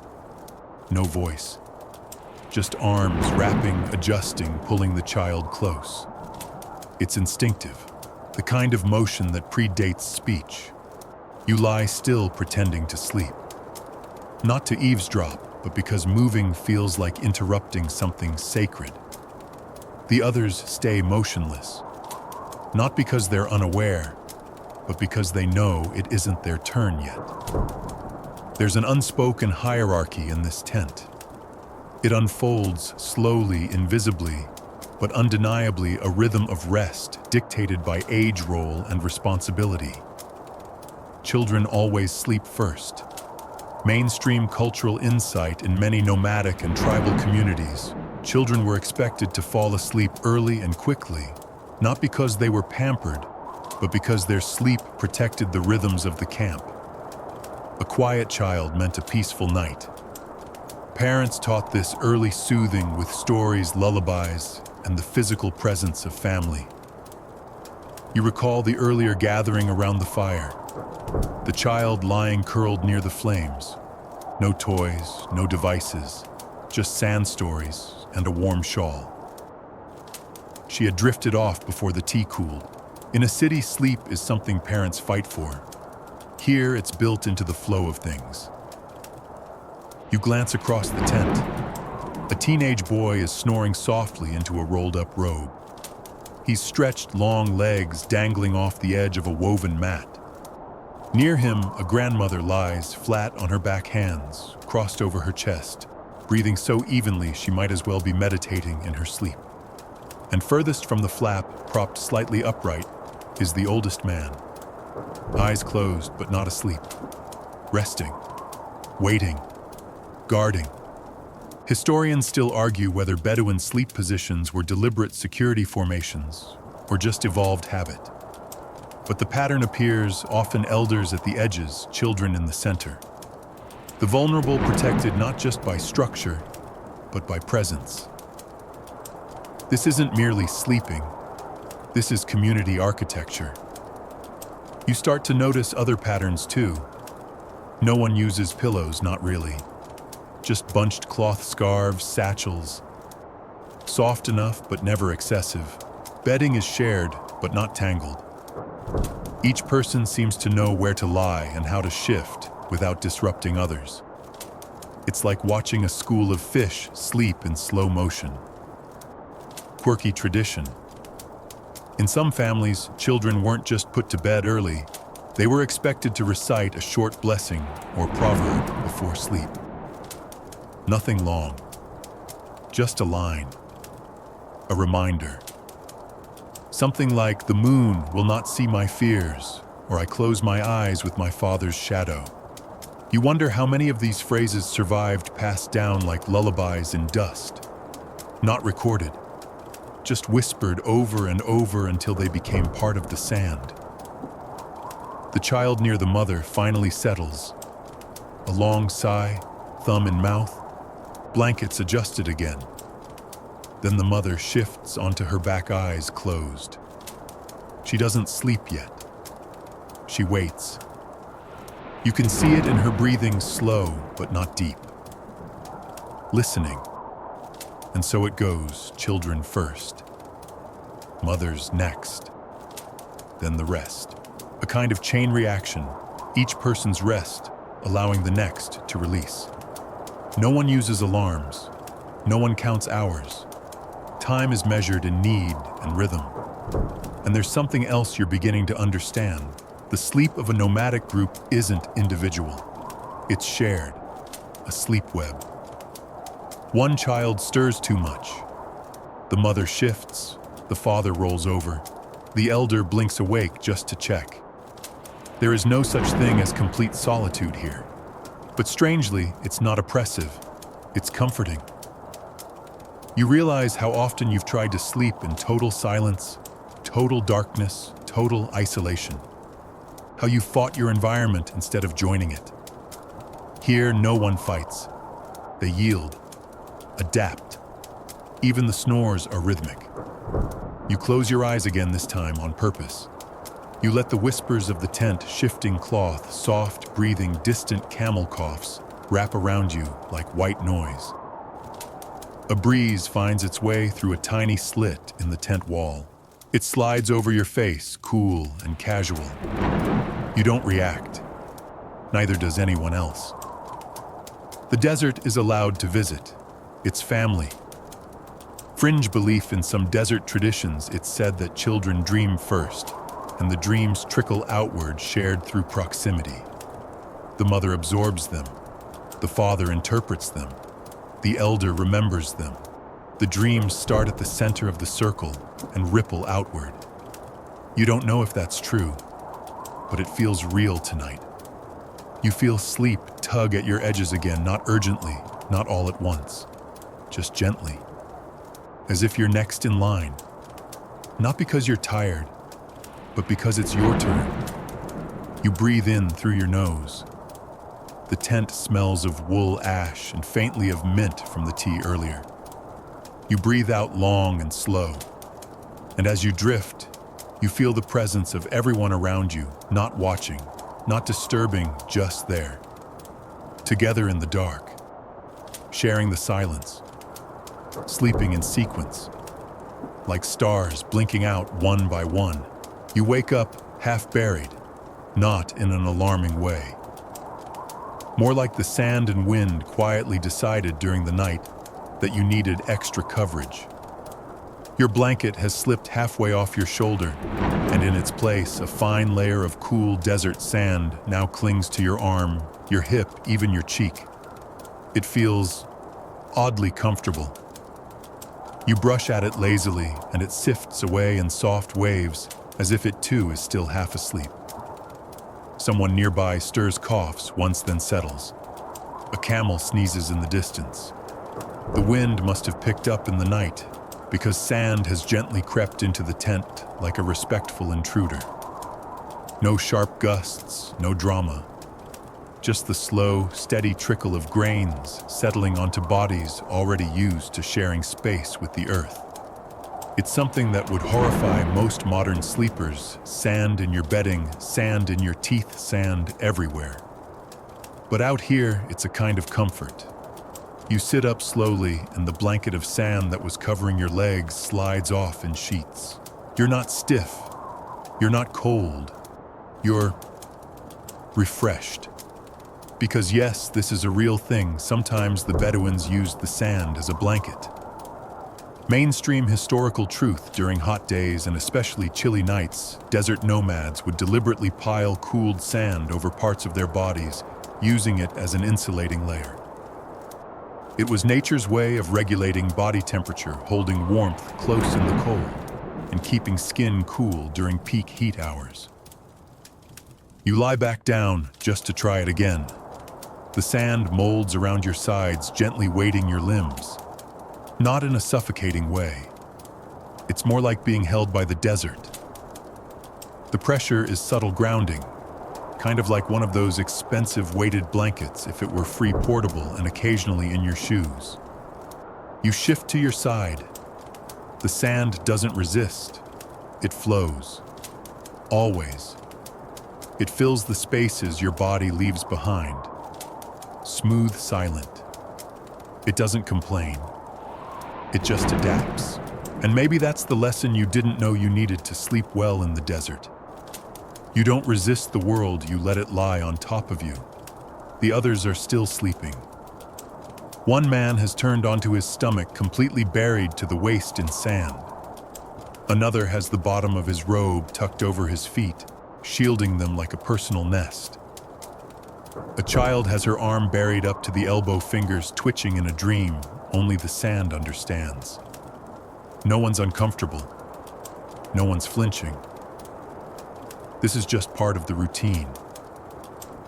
Quirky tip: in colder seasons, some nomadic families would dig shallow sand trenches, heat stones in the fire, bury the stones, and then sleep on top. As the warmth radiated upward through the sand, the effect was like an invisible heated blanket, primitive but elegant.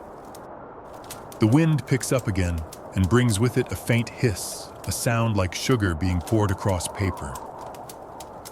That's the sand moving again, slow motion, but relentless. It sprinkles across the floor of the tent, dusts, your scarf traces tiny dunes over folded blankets. You look up and notice a slit in the tent fabric near the roof, intentional. A vent cleverly angled to let wind pass through, pulling heat out and keeping the interior cool. And if some sand comes in with it, so be it. Historians still argue whether desert dwellers intentionally exposed themselves to sand for comfort or simply tolerated it as a trade-off. Some anthropologists argue it had hygienic benefits, sand absorbing sweat and oils scrubbing the skin naturally. Others point to ritual significance, with burial in sand mimicking the return to the earth in sleep. You stretch again, the grains sliding off your back like exfoliating powder. And suddenly you realize something: you're not annoyed. You don't want to shower. You don't feel dirty. You feel natural. Like this is how skin and earth are supposed to interact. There's an intimacy to it. You've spent most of your life shielding your body from the world clothing walls, climate control. But here you've slept in the open, wrapped in wind, touched by the ground. And nothing bad happened. No monsters, no dehydration, no sand demons. Just sleep. Maybe a little gritty in the corners of your eyes, sure, but alive, and still tired in the right way. Someone yawns across the tent, a quiet clearing of the throat. The day is beginning again, but slowly, as always, with respect. Another quirky fact. Some Bedouins, especially the older generation, preferred sand sleeping over rugs, entirely citing deeper sleep and fewer joint pains. The earth knows how to hold us, one old saying goes. You'd always thought that was poetic fluff, but now you get it. You step outside the tent and stretch in the early light. The sand glows, pale rose soft and textured like skin. There's no sharp glare yet, just a gentle, diffused glow. Your footprints from last night have been erased. The wind and sand have wiped the memory clean, but in a way that feels right. Out here, nothing permanent matters. Just the next moment, the next breath, the next chance to lie down and let the world bury you just enough to feel safe. You crouch and run your hand through the cool, fine grains. It's not just dirt. It's not just inconvenience. It's your blanket, your mattress, your silence, and oddly, your friend. The desert teaches slowly. You've been here long enough now to stop reacting to everything as strange. What once felt bizarre, sleeping in sand, wrapping yourself in wool under a burning sky, drinking tea when it's 100 degrees, is starting to feel intentional, smart, even obvious. And today, you're going to learn just how many tricks the Bedouins kept up their sleeves, literally. You step out of the tent as the camp begins to stir. Morning light hasn't fully declared itself, but it's on the way. There's a soft amber sheen on the dunes, a faint chill in the air, and the smell of something toasting on a flat stone. Probably bread, maybe dates, maybe both. But you're not eating yet. You're following one of the elders who walks without ceremony to a patch of rocky ground and squats beside a rough leather bundle. He opens it slowly, revealing tools, not knives, not weapons, sleep tools, survival tools, cool-down hacks and body tricks handed down through generations, and none of them need batteries. He pulls out the first one, a tightly rolled strip of felted wool, thin and tough, bound with twine. You blink. A pillow. No. A neck wrap soaked in water, then twisted and tied around the head and throat during the hottest hours of the day. It doesn't stay wet for long, but it does keep you just cool enough to push back against heat stroke. Sleep aid by hydration proxy. Quirky trick number 1, evaporation cooling wool. You touch it. Damp. Smells faintly of goat. Works like a charm. He shows you another, a flat ceramic disc, matte and cracked with age. It's designed to be buried in warm sand and then uncovered when the night chill sets in. Unlike a fire, it radiates warmth gently, no sparks, no smoke, just stored heat. He presses it to his palm, nods, and then covers it again. Mainstream survival truth nomads knew how to work with temperature gradients, storing heat in stones, finding cold in shadowed hollows, layering clothing not to insulate against cold, but to buffer against rapid change. It wasn't about resisting the heat, it was about managing the transitions. That's where most people fail. Then comes the truly odd stuff. He unwraps a pouch of dried herbs, small gray-green leaves crumbling at the edges. He rubs some between his fingers and then hands it to you to smell. It's sharp, pungent, and surprisingly cooling to the nose. Almost like mint. Almost like eucalyptus. But different. You're told it's shea, a desert wormwood used not only for stomach aches, but to promote calm, ward off insects, and yes, help you sleep. Burned over coals, the smoke keeps away flies. Brewed in tea, it knocks you out. Rubbed onto cloth, it cools the skin and adds scent to otherwise scratchy wool. Fringe theory: in some camps, it's believed that sleep enhanced by burning shea produces more vivid symbolic dreams. The kind of dreams used for clan decisions, marriages, even travel routes. Dreams weren't random, they were resources. You try a whiff again. It wakes up your sinuses like a cold splash of water. You can see how paradoxically it might help lull the brain into softness. Clarity first, then calm. The elder grins slightly at your reaction. Then he pulls out a final item, a folded strip of dark, translucent cloth, almost sheer, like old gauze. He wraps it around your face. Instant relief. It cuts the glare, mutes the wind, filters the grit from the air. It feels like closing a curtain between you and the world, without losing your place in it. You can breathe. You can hear. But everything is softer.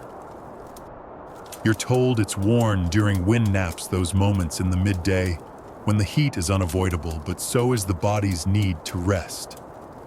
Not full sleep. Just those 10-15-minute windows where the brain hits pause and the fabric becomes your portable cave. You sit down in the sand now, wearing the wrap, a neckcloth, and a whiff of shea still in your nose. You don't want to get up. The elder chuckles and walks away, having taught enough for one morning. And you begin to understand something else. Tricks aren't gimmicks here.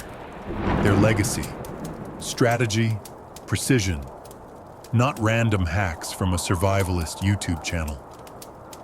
These are practiced rituals that keep generations alive, dreaming, and moving forward. Historians still argue whether these methods were invented by accident or observation. Some say trial and error shaped desert wisdom. Others point to oral traditions passed down from pre-Islamic tribal healers, people who studied wind and skin and the way shade fell across a child's eyes. The truth, probably both. You stand up and realize you haven't thought about air conditioning once today. Not even once. You haven't wished for a mattress. You haven't craved a cold can of soda. You've been comfortable without comfort. Your tools are scraps of fabric, bundles of herbs, and a working relationship with heat. And you slept like a rock. You return to camp, the ceramic heat stone still warming the sand behind you, the neckcloth keeping the rising sun at bay. Someone hands you a handful of salted goat cheese and dates. You chew slowly, thinking of all the heat your body will soon face and how to answer it. Because now you've got your own tricks. You didn't think it would happen, but it does. You dream. It starts somewhere between sips of lukewarm tea and the hush of wind dragging through sand. You close your eyes for just a moment, just to rest them, you think, and then your mind opens into a vast, endless plain, not unlike the desert. But this one is upside down. Sky below, stars above sand, shifting sideways like waves. And someone, an elder you've seen in camp, walks through it, barefoot, trailing a long thread behind him. He doesn't speak. He doesn't look at you, but you follow. You wake before the dream finishes, heart slow but firm. The sun is higher now. A camel chews something unrecognizable nearby. But that dream stays, sticks like sand in the folds of your mind. You roll onto your side and wonder, was that just imagination? Or something deeper, because out here dreams matter. Mainstream cultural insight in Bedouin traditions, dreams were not frivolous or ignored. They were interpreted, discussed, and sometimes even acted upon, used to guide decisions about travel, marriage, tribal disputes, and omens. A good dream might bless a journey. A bad one might delay a caravan for days.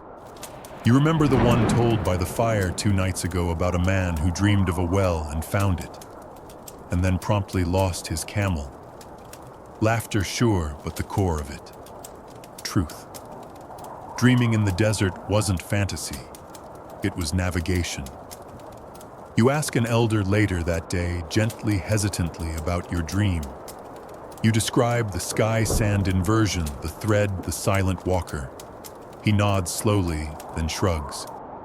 The desert tells you things when you sleep, but it does not repeat itself. No explanation, no further questions. But the way he says it makes you believe him. Quirky detail: in some tribes, certain people were designated dream listeners. Not interpreters exactly, but collectors.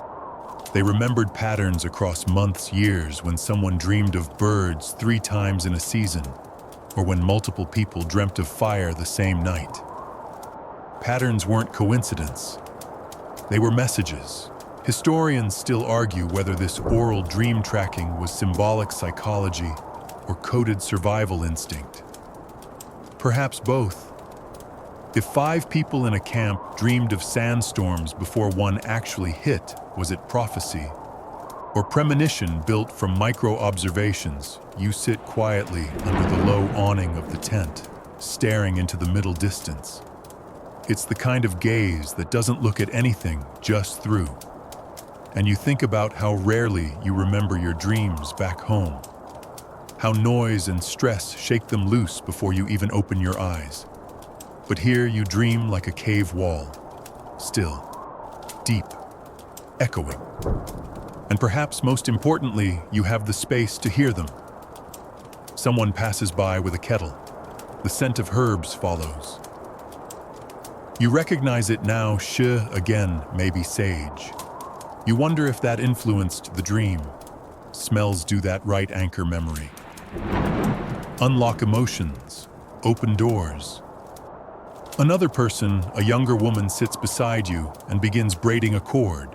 She doesn't speak at first, but after a while she says, "I dreamed of a lion last night." You blink. "They're not here," she adds, "but the dream was loud." You ask what it meant. She shrugs. "Maybe I need to be brave. Maybe I need to be careful." And then she braids in silence. You smile at the simplicity, the openness. There's no shame in dream telling here. No embarrassment, no over-analysis, just sharing. And maybe that's the point. Dreams here aren't something to fix, they're something to carry. Fringe belief: some older tribes believed that if you didn't speak your dream aloud before the next nightfall, it might return, heavier. So you shared. around the fire, in the morning, while milking goats, while braiding rope. Dreams were lightened when divided. You lie back again, arms behind your head, and let your mind replay it. Sky, sand, thread, silence. You think about all the ways your brain has been changing out here. Slower thoughts, longer breaths, more noticing, and now more dreaming. Vivid, structured, meaningful. You wonder, is it the food, the air, the lack of screens, the sheer amount of silence, probably all of it? You start to drift again, not into sleep, but into that soft, foggy half place. Your eyelids hover, your breath slows, and the dream starts to pick back up. The man is still walking. The thread is still trailing. This time it's gold. You know you won't reach the end. Not today. Maybe not ever. But that's okay. Because out here, sleep doesn't end when you wake. It lingers, like smoke, like stories, like footsteps in shifting sand. It's quiet. Not library quiet. Not middle of the night with the AC humming quiet. Real quiet. You wake in the dark long before sunrise with your eyes already open. Or maybe your body opened them while you were still dreaming. Either way, you're fully alert and there is nothing to hear. No wind, no footsteps, no shifting fabric.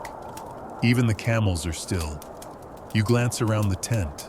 The shapes of your companions lie motionless, half silhouetted in the dim pre-dawn haze. You could almost believe they were carved from the sand itself. No one stirs, not even a murmur. And in this moment, you realize something odd. The desert sleeps deepest at 3 a.m. Mainstream science fact, many mammals experience their deepest rest cycles between 2:30 and 4:00 a.m., humans included.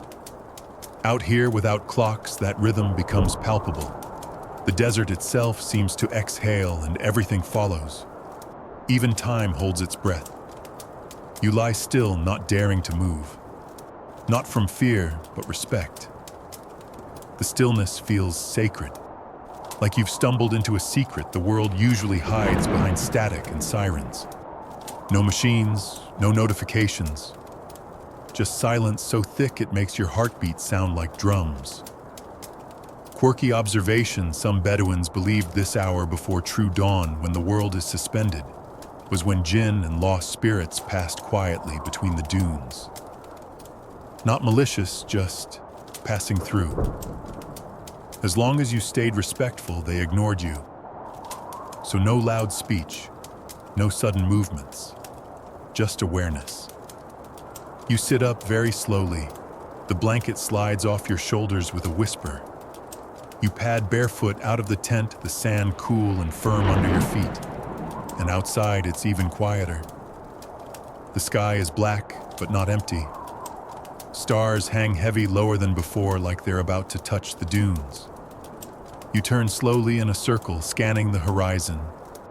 The entire world is asleep. Not just your camp. Everything.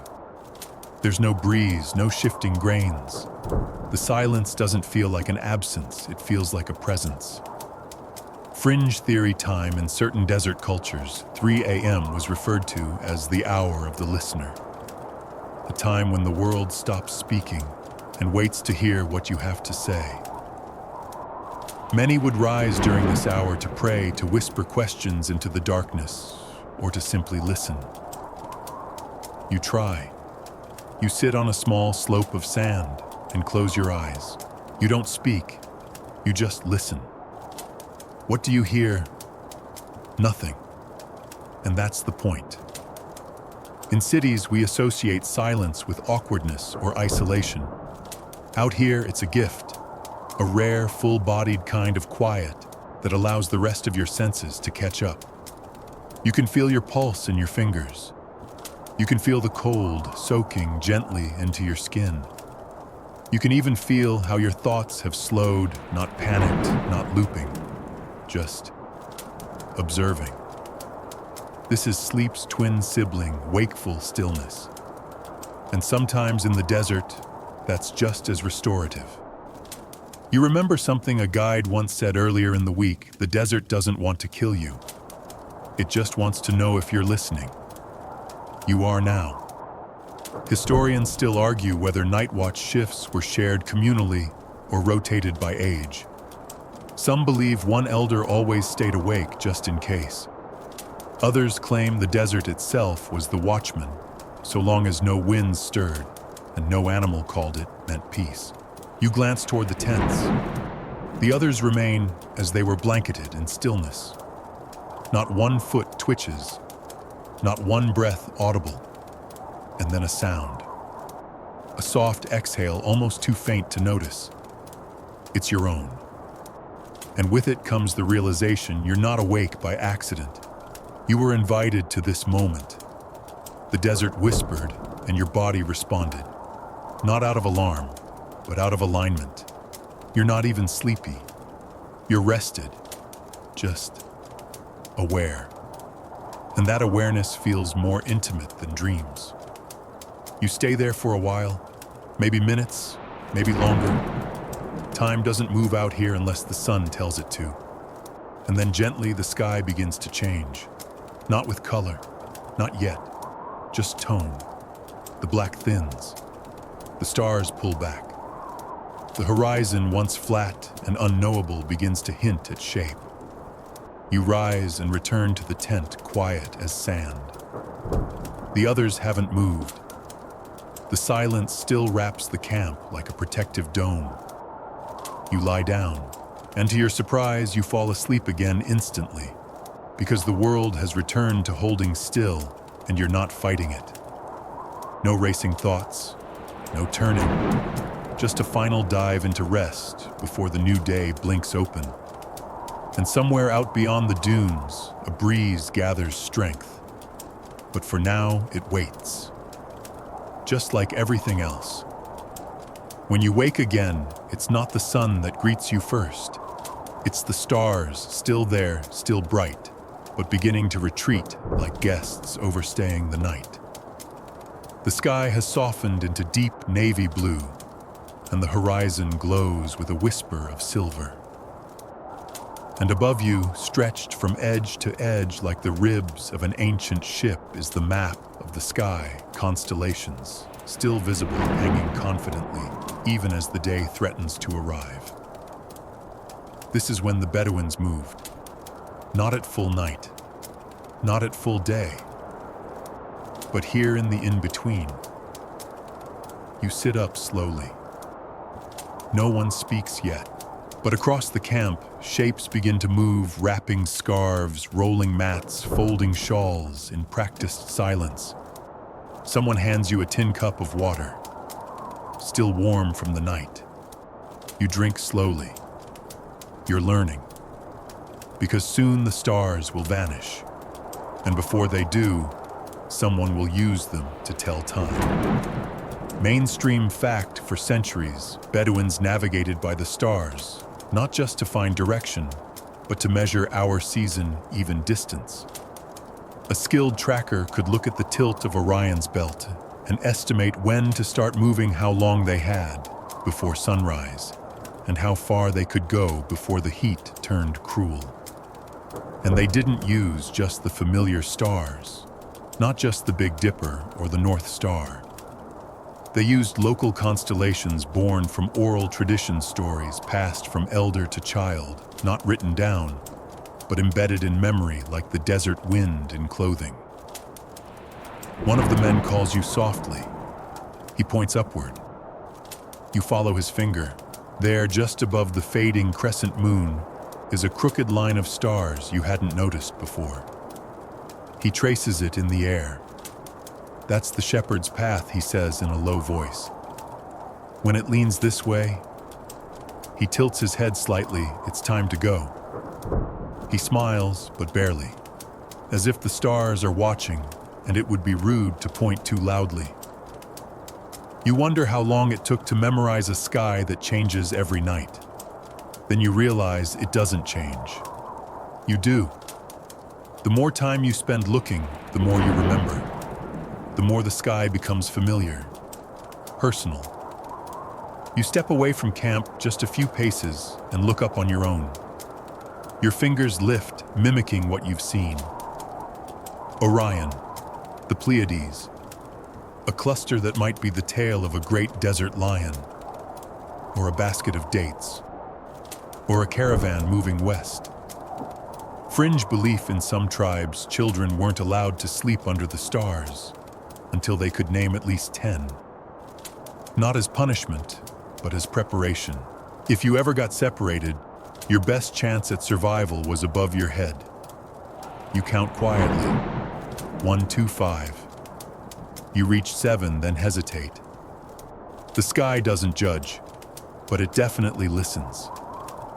A boy passes by, no older than 12, pointing with a stick and whispering something to himself, practicing. He pauses, glances at you, and gives a small nod. A shared secret, we're both trying to read the sky before it changes pages.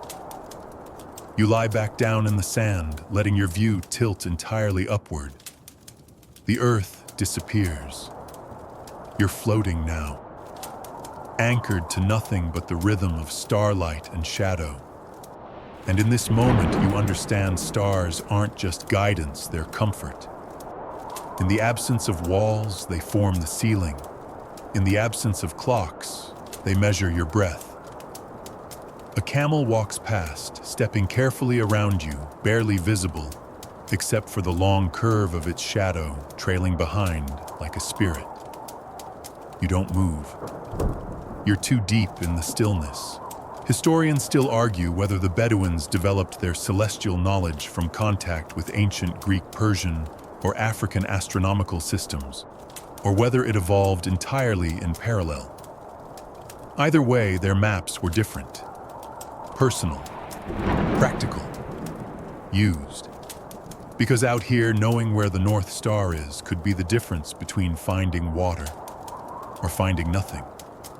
And the stars didn't just guide movement, they guided mood. One star's rising marked the beginning of summer, another the return of migratory birds. One cluster signaled sandstorms, another warned of night winds. The sky was a calendar, a clock, and a weather app long before we carried any in our pockets. Quirky note, some families had nicknamed stars. They weren't official, just personal favorites: Mother's Eye, the waiting goat, sleepy brother. They told bedtime stories based on these. Not myth, memory. And somewhere in that sky, you know your own star is waiting to be named. The breeze returns soft and cold, a gentle reminder that dawn is near. Already the eastern edge of the world is bleaching out dark blue, melting into soft gray. You sit up again. The stars are fading now. Not all at once, but one by one like candles being pinched out. And just before the last of them goes, you whisper something, your dream maybe, or just your name. Because maybe if the stars are listening, they'll remember it. And tomorrow night, when they return, you'll try again. The light is creeping in now, slowly but certainly. You rise with it, stretching muscles that feel both rested and worked. There's a chill that clings to your skin, not sharp, but persistent. The desert's final gift before the heat returns. Camp life is awakening the low groan of a camel, the whisper of sandals brushing sand, the soft rustle of fabric as someone folds a sleeping mat. But then, without warning, the wind changes. It doesn't scream, it doesn't howl, but it does something worse. It shifts in pitch, just slightly. You pause mid-step. So does the boy carrying water. So does the elder tightening the tent ropes. No one speaks, because out here, when the wind changes, everyone listens. A few seconds later, it comes again. A strange breath. Longer, lower, colder. Not strong, just different. And you see it in their eyes, they felt it too. This is what the Bedouins knew intimately, not just the heat or the terrain or the stars, but the personality of the wind. Mainstream fact: Bedouins could predict weather hours, sometimes days in advance, just by the sound and feel of the wind.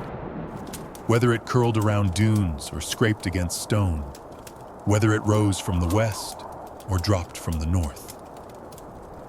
The desert spoke through its breezes, and those who survived learned the dialect. The elder raises a hand. His robe flutters briefly around his legs. Sama yelbis gaira, he mutters. The sky is changing its clothes, a phrase that means, be ready. You don't need to ask what for. You'll find out. Another gust comes, and this one carries sand, a whisper, not a bite, but it grazes your cheek like powdered glass. The sky isn't red yet, but it wants to be. The entire camp becomes a quiet storm of movement. Not panic, just efficiency. Tents are lowered. Camels are grouped. Water pouches checked.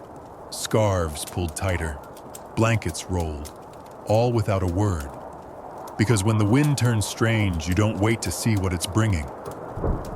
Fringe belief: some tribes believed that certain winds carried messages or warnings from spirits. When they blew in odd patterns at dawn or dusk, it was a sign to stay put, or the opposite move immediately. But the one universal rule: you don't ignore it. You pull your scarf up over your face instinctively. The motion feels natural now. The fabric hugs your cheekbones and filters your breath. You blink slowly as the dust begins to dance, caught in slanted shafts of early light. Someone presses a cloth-wrapped bundle into your hands, dates, flatbread, dried meat. No commentary, just survival. You watch as a woman leads a child into the shallow ditch behind the low ridge, crouching, both heads covered. Not in fear, in preparation. Because sometimes the wind warns you before it punishes you.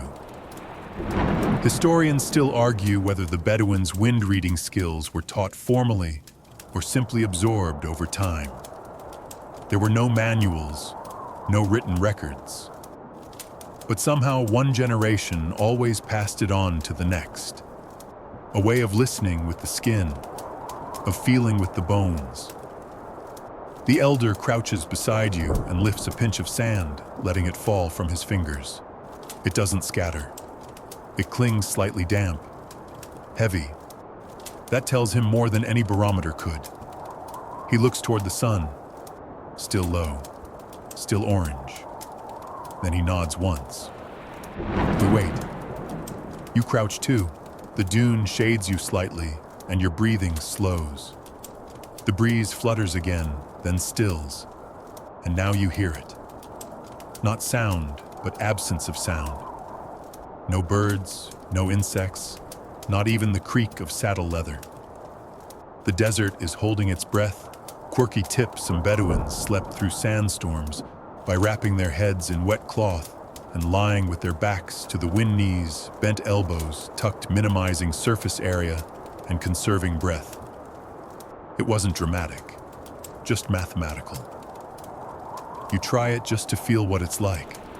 You lie down, slowly pressing into the sand, covering your face loosely. The wind picks up again. The grains hit your shawl like fine hail. But you're calm. You know now that not every strange wind becomes a storm. Sometimes it's just a rehearsal. The breeze shifts again, softer now, less aggressive. You peek upward, no red in the sky, just gray streaks. The sun beginning to flex its light. The elder chuckles softly and taps your shoulder. False warning, he says, standing. But always listen. You rise and exhale through the fabric. Historians still argue whether this hyper-awareness of wind was instinct or a trained response. But anyone who's spent more than a week in the desert will tell you feel it before you think it. You brush sand from your sleeve. No alarm needed, just presence. The camp begins to rebuild bit by bit, not in haste, just with rhythm. And you think, how many times have you ignored the warning signs back home, weather apps, gut feelings, stolen breaths. You've lived on delay, reacting. But here you're learning to anticipate, to listen, to the wind, to your skin, to silence. Because in the desert, sleep isn't the only thing that teaches you. Sometimes it's the wind. You don't notice the sand at first. It starts as a tickle, a grain or two brushing against your ankle. Then a soft hiss across the tent fabric. The kind of sound you'd ignore anywhere else. But here, every sound is a forecast. You glance at the elder, and this time he doesn't nod. He frowns. The wind didn't lie after all. The real storm is here. A sandstorm, the kind travelers whisper about at firesides, has begun to stretch itself awake. Not sudden, not explosive, but rising, swelling, creeping. You step outside the tent and watch the horizon shift colors. What was a gentle yellow just minutes ago is now dirty gold streaked with darker lines. Dust is climbing into the sky like smoke. Distant dunes disappear behind a wall of blur. Someone shouts soft but urgent. Camels are being tethered tighter, tent flaps secured. Water skins bundled together beneath tarps. Everything that matters is tied down or pulled in. Mainstream reality check sandstorms in the desert can arrive with almost no warning, and often without a drop of rain. They don't scream until they're already inside your teeth. Some move slow, others faster than a galloping horse, but all of them test the limits of planning. You duck back into the tent. Inside, there's a strange energy, not panic, just readiness. Everyone moves deliberately. Children are wrapped head to toe. Water is passed around quickly, scarves triple-tied, blankets pulled over faces. You follow suit. Then comes the hum, low, vibrating. Like an airplane engine far away, but it gets louder. That's the sandstorm. It has a voice, not sharp like thunder, not wailing like wind through buildings. This is granular. Grain by grain, the storm chews its way forward. You huddle close to the center of the tent. The elder drags an extra layer of fabric over the open side. Light disappears. Sound dulls. You're wrapped in the world's driest cocoon. Then it hits. Sand punches the tent walls, thousands of tiny impacts per second. Not deadly, not yet, but impossible to ignore. The tent holds firm, but it bends slightly with each gust. The entire structure seems to breathe in and out with the storm. Someone beside you offers a bundle of cloth nose filters, strips of linen soaked in water. You tie one over your face, inhale through your mouth. The air is damp and dusty, but manageable. Quirky hack wet cloth over the nose and ears even during sleep was how desert dwellers avoided sand fever, a name they gave to the fatigue, disorientation, and insomnia caused by inhaling too much dust. It wasn't medical, but it worked. And yes, they slept through this. That's what surprises you most. You glance around and realize people are lying down again. Not talking, not praying, not wide-eyed, just adjusting their layers and resting. Because what else do you do in a storm that could last hours? You sleep. Not because it's comfortable, but because you've prepared. And because wasting energy on fear is the first step to failure out here. Fringe custom in some tribes, sleeping through a sandstorm was considered a form of strength training, a ritual of surrender. If you could find rest in chaos, you'd be harder to break when it truly mattered. You lie back, layering your scarf tighter across your face, tucking it into your collar, pulling the blanket over your head until you're in total darkness. The sound is now a roar. Not loud exactly, but constant. Like lying inside a jet engine made of flour and static. And yet, your body begins to relax. There's nothing to do. No escape to plan. No power to turn off. No windows to close. You've already done what you can. The rest, that's up to the storm. You feel the grains tapping against your blanket like dry rain. You imagine the dunes shifting shape outside new valleys, forming old footprints erased. Historians still argue whether Bedouin tent design originated from Persian influence or independent evolution. But one thing's agreed upon: the goat hair weave swells when wet ceiling gaps. But when dry, it breathes, which means the tent adjusts to exactly what the storm needs it to be: a protector, not a prison. You curl into yourself, breathing slow and measured through the damp cloth, and the storm sings. Not a lullaby, not a scream, something in between. A long, unbroken note played on a planet-sized flute. And despite it, or maybe because of it, your eyelids grow heavy. Because you're not afraid anymore. You're nested, shielded, trusted. Even chaos has a rhythm. You dream again, this time of wind. It carries your name across the dunes, scattering it like seeds. You feel yourself disintegrate into sand, become part of the landscape. Still conscious, still aware, just resting. And when you wake, the roar has quieted. The air is thicker, the world powdered, but you're here, unshaken, covered in dust. You wake to a different silence. Not the eerie, weightless hush of 3 a.m. nor the dull roar of a sandstorm, but a kind of restful emptiness, the kind that follows after a great noise has passed. It's the silence of the desert in the aftermath. The tent is still. The air inside is thick and drowsy, laced with the scent of dust and body heat. You sit up slowly, blinking grains of sand from your eyelashes. The filter cloth across your mouth has dried overnight, stiff and crusted at the edges, like a used cocoon. You tug it off and breathe in, slow, shallow, cautious. The storm is over. Outside, the world has changed. You step from the tent, and your foot sinks slightly deeper into the sand than it did yesterday. The landscape has been rewritten. Dunes that once stood tall are now low like melted candle wax. Camels blink sleepily, covered in a thin veil of sand. Blankets are being shaken out. Bowls turned upside down for inspection. But no one rushes. Because this right now is sacred. It's the hour before sunrise when the world holds its breath again, but this time not in fear, in awe. The coolness is startling, after the dry heat of the storm and the sweat of deep sleep. This breeze, this almost cold breeze, feels like forgiveness. You take a long breath and feel it settle deep into your ribs. This is the cool before sunrise, and for the Bedouins, it was the most treasured time of all.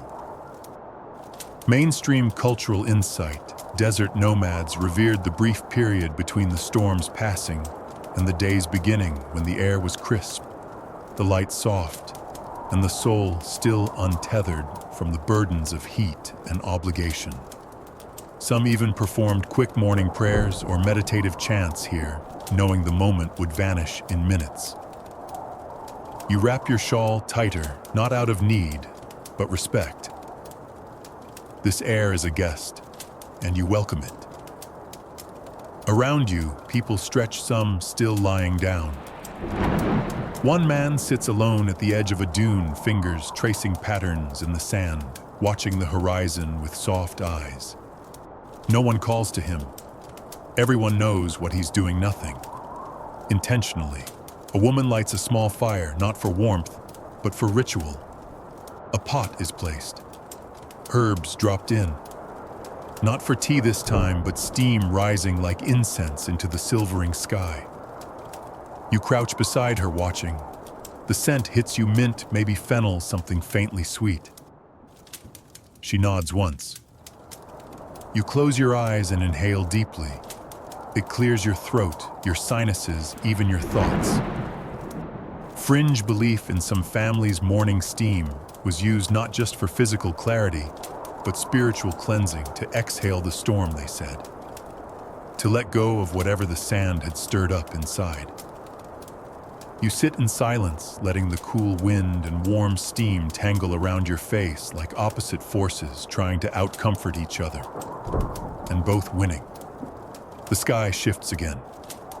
The first line of gold slices the horizon like a whisper turned into light.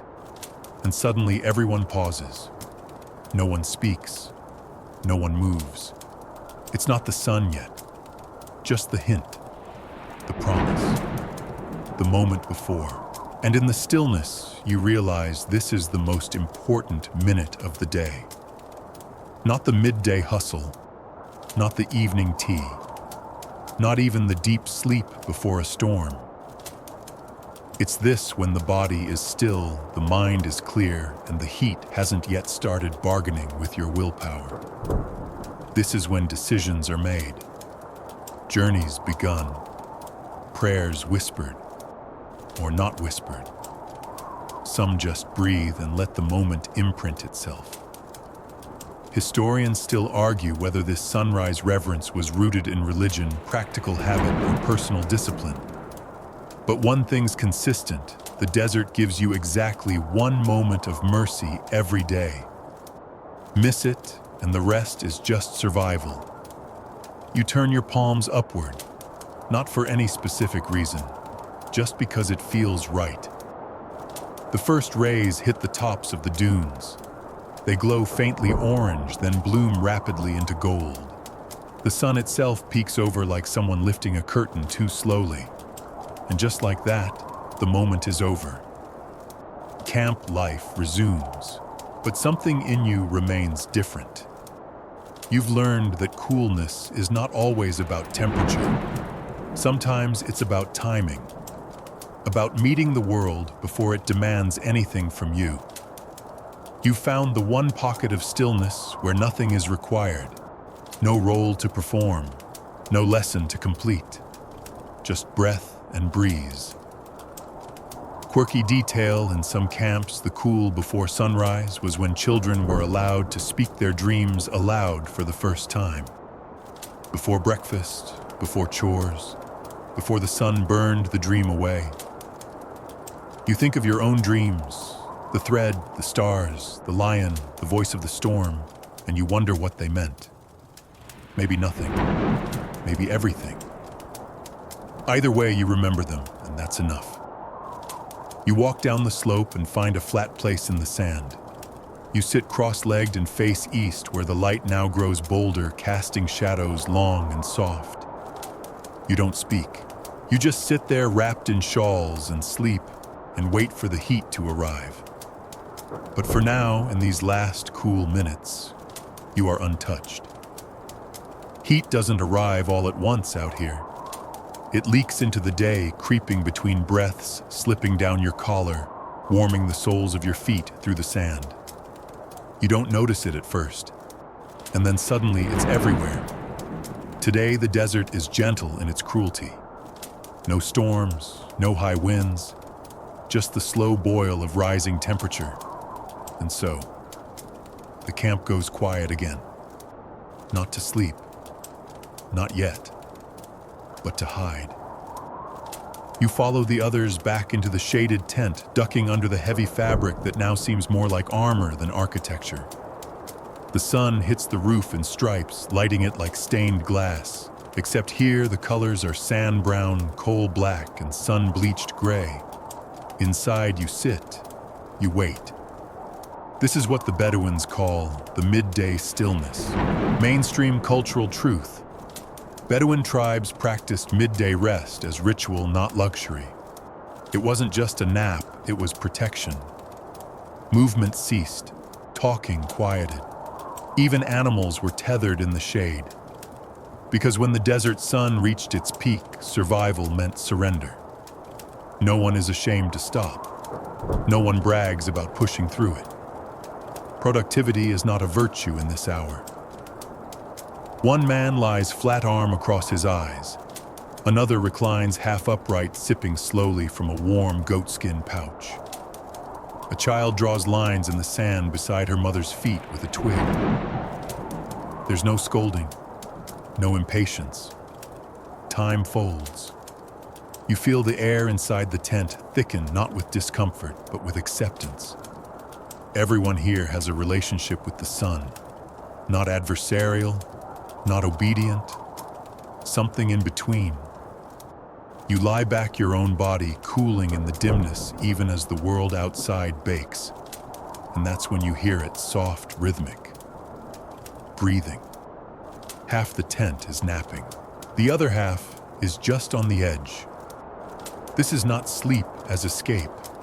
It's intentional dormancy, like a lizard flattening its belly against a cool stone to wait out the heat. Fringe belief, some desert tribes taught children to nap at the hottest part of the day, claiming that the sun can't find you when you dream. They believed midday dreams were clearer, more prophetic, less tangled in the noise of the night. You wonder if it's true. You close your eyes. No goal, just to feel what it's like. Your body slows faster than you expect. Your muscles sink into the rug, into the sand beneath. You feel your heart quiet, your skin warm. You're not tired, but your body knows this is the hour for stillness. The sun is too powerful now to fight. The only wise choice is to vanish from it. You drift, but not into deep sleep, just into that liminal float space. Thought and breath blending, sound muffled. You hear footsteps outside, then silence, then the rustle of fabric near your feet. Someone covering you, not out of pity, just custom. You are still, and in the desert, stillness deserves respect. Historians still argue whether this practice of midday rest influenced broader cultural concepts of siesta or evolved independently. Either way, the logic is ancient, irrefutable rest. During heat, move during mercy. You turn slightly, and the sound of someone else's soft breathing becomes your metronome. You wonder what you look like now, a foreigner turned into a folded shadow in the corner of a Bedouin tent face, half covered, sleeping in the middle of the day. You don't care. You're not here to be seen. You're here to survive well. Quirky truth, some Bedouins would place a small stone in their hand while they dozed, not as a pillow or charm, but to wake themselves. When the stone slipped from their fingers, the impact would rouse them. A built-in alarm made of desert. You find a small pebble and try it, tucking it gently into your palm. Not because you need to be woken up, but because it feels like joining the rhythm. Outside, the sun climbs higher. The tent gets warmer, but inside no one complains. The desert isn't punishing anyone. It's just being itself. And you're adapting. Not by fighting, but by resting. By waiting. By knowing your body is a desert animal too capable of deep stillness when the world flares bright. And as your eyes close again, the sun burning white just meters from your skin, you think, this is what survival looks like when it's elegant. You wake to warmth, but it's not harsh. The sun has begun its descent, pulling the heat back with it like a tired king gathering his robe. The tent no longer glows. The shadows no longer cower. Everything breathes again. This is the second wind of the desert. You blink slowly and realize you weren't alone in your nap. Around you, bodies stir and shift like slow tides.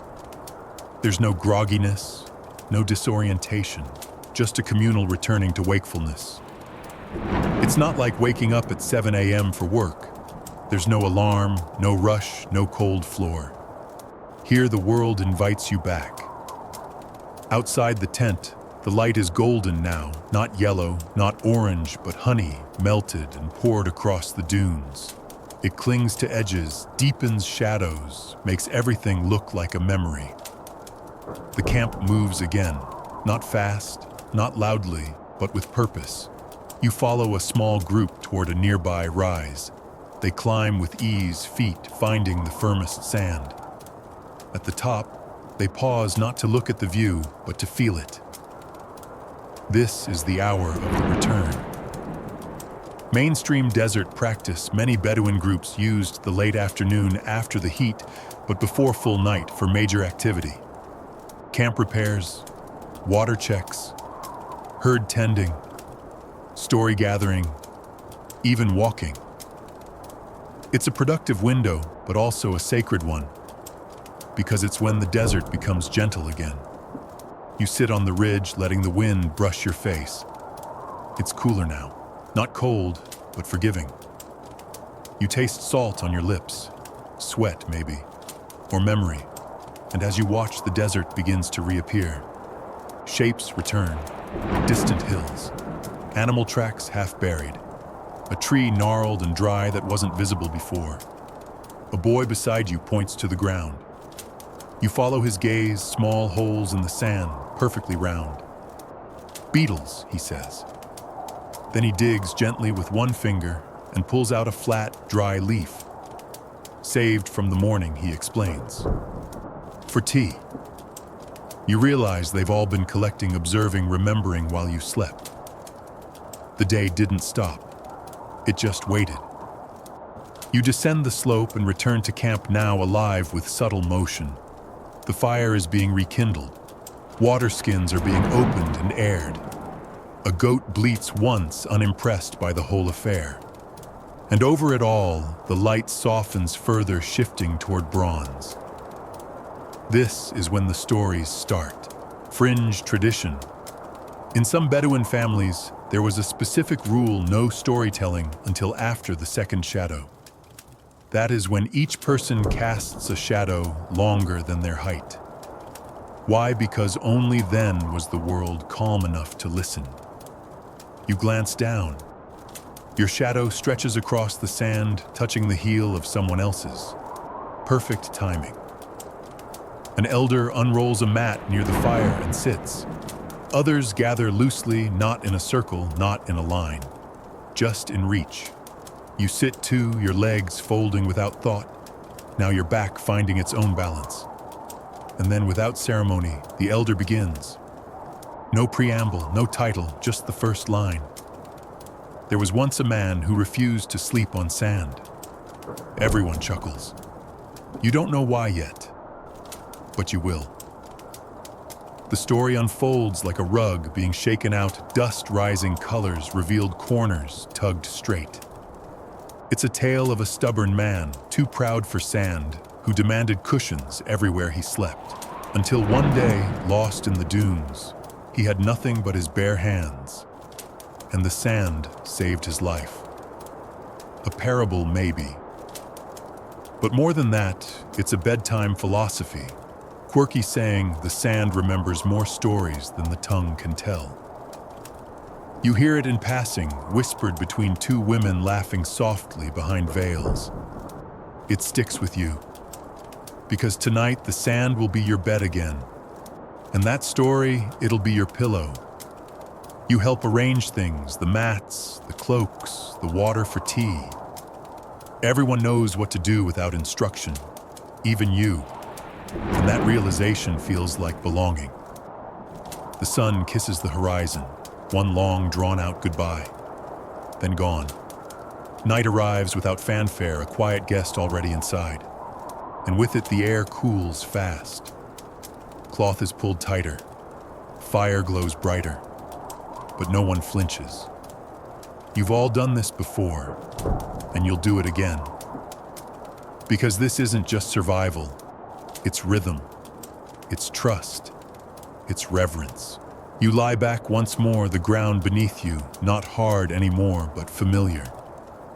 The sand has shifted to match your shape, or maybe you've shifted to match the desert. Either way, you fit now. And as the stars begin to spark one by one, each a reminder, each a breadcrumb, you smile into the dusk. Because this time you're not watching the desert. You're part of it. Night deepens like ink poured slowly into water. The sky turns velvet black and the fire glows bolder in contrast. Sparks dance upward, tiny red fireflies, disappearing into the infinite dark. No one talks loudly. Even laughter is soft, like it's afraid to wake the desert.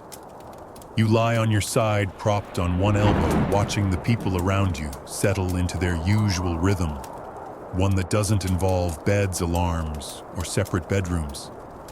Because out here, no one sleeps alone. That's not just a custom. It's a survival instinct. Mainstream historical truth in desert cultures like the Bedouin shared sleep wasn't merely social, it was practical. Sharing warmth on cold nights, staying alert to threats, preserving a sense of safety and unity. Sleeping alone wasn't noble. It was risky. You glance around, children curled beside mothers, brothers, back-to-back elders tucked beside grandkids. The way a community fits itself together at night here isn't structured. It's organic, like driftwood gathered at the same shore. Someone nudges you gently, not to move, just to adjust. And now your shoulder touches someone else's. A quiet connection, unspoken but reassuring. You think about your bed back home. Maybe memory foam, maybe king-sized, maybe a fortress of solitude. But here, comfort is connection. The warm press of another body as a barrier against the cold, the wind, the unknown. A child mumbles something in her sleep. The man beside her responds softly, barely audible, a word of reassurance, or maybe just a breath. And she settles. No one stirs at this, because everyone is listening, even in their dreams. Fringe belief in some tribes, it was said that souls wandered during sleep, and that sleeping too far from your family meant your spirit could get lost and not find its way back. So everyone slept close, not just physically, but spiritually anchored.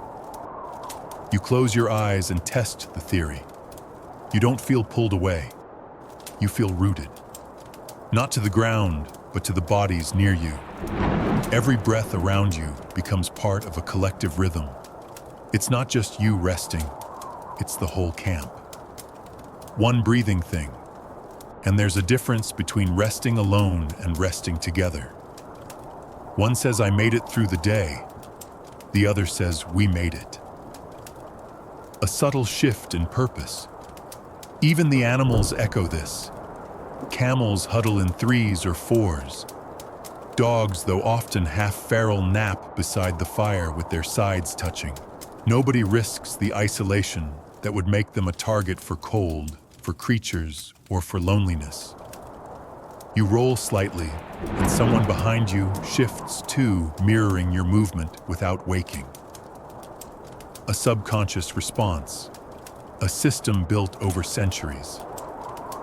Historians still argue whether these sleeping formations were instinctual or taught, whether you were told never sleep alone, or if it was simply modeled, absorbed, repeated.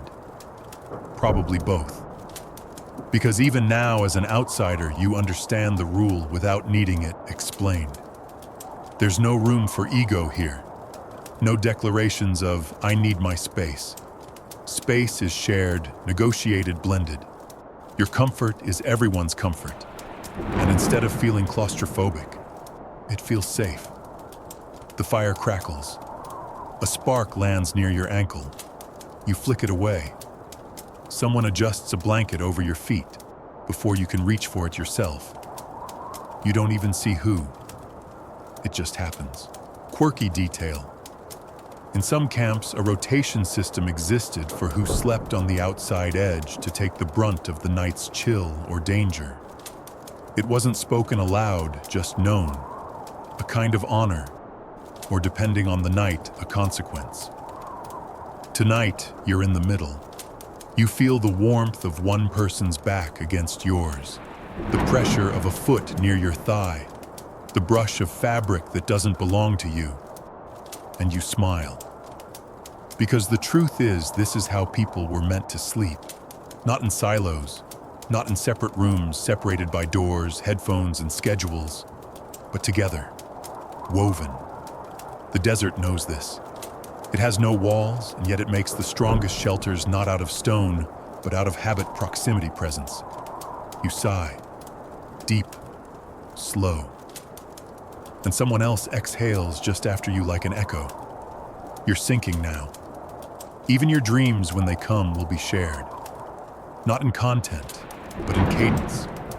Because in the desert, sleep isn't isolation, it's communion. The stars are in full bloom now. They don't twinkle like city stars. They radiate thick, hot, patient. Like they've been watching the desert longer than humans have dared to cross it. You lie on your back, shoulder to shoulder with the others, blinking upward into a sky that refuses to end. And yet no one speaks of how beautiful it is. Not because it isn't, but because out here beauty is the norm, and what is constant is rarely commented on. Instead, everything is quiet. The kind of quiet that isn't asking for conversation. It's earned. A hush that arrives not because people are sleepy, but because something deeper has settled. This is the sacred stillness after sunset. Mainstream insight in Bedouin tradition, the time after the last light. But before true sleep wasn't just rest, it was transition. A slow unwinding of thoughts, shared moments, quiet prayers, and mental sorting. A space where no action was required, only presence. You feel it now. The fire has burned low, its coals pulsing softly. Someone hums low and slow, not for performance, but out of habit. The tune fades without finishing. That's normal. Nothing finishes here. It simply softens. You sit up slowly, wrap your shawl around your shoulders, and look around the camp. Blankets are draped. Water jugs sealed.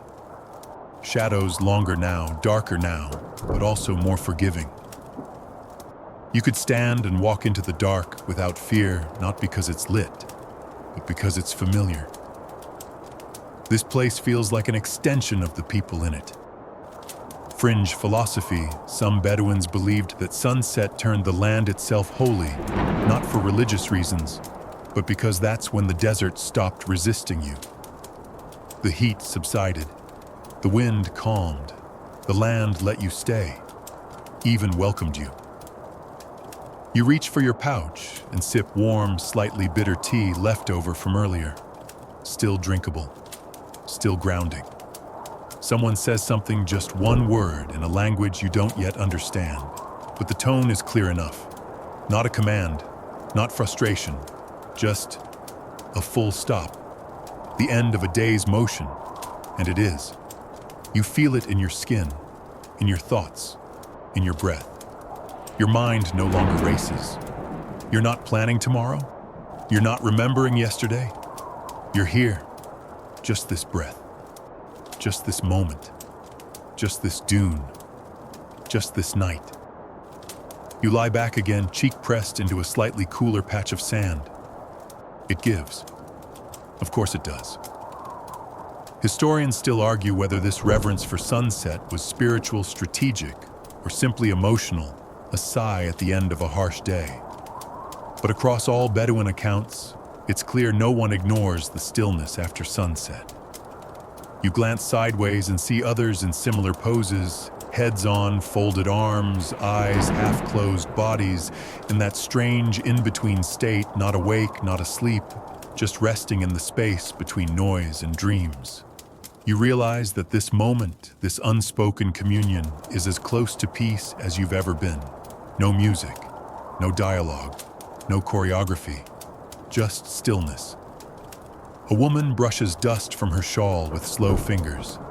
A child rolls once, then freezes. A dog sighs audibly near the fire. All of it subtle, all of it threaded into the night. And above the stars, keep watching. You remember something one of the boys said earlier. If you stay quiet long enough, you can feel the stars looking back.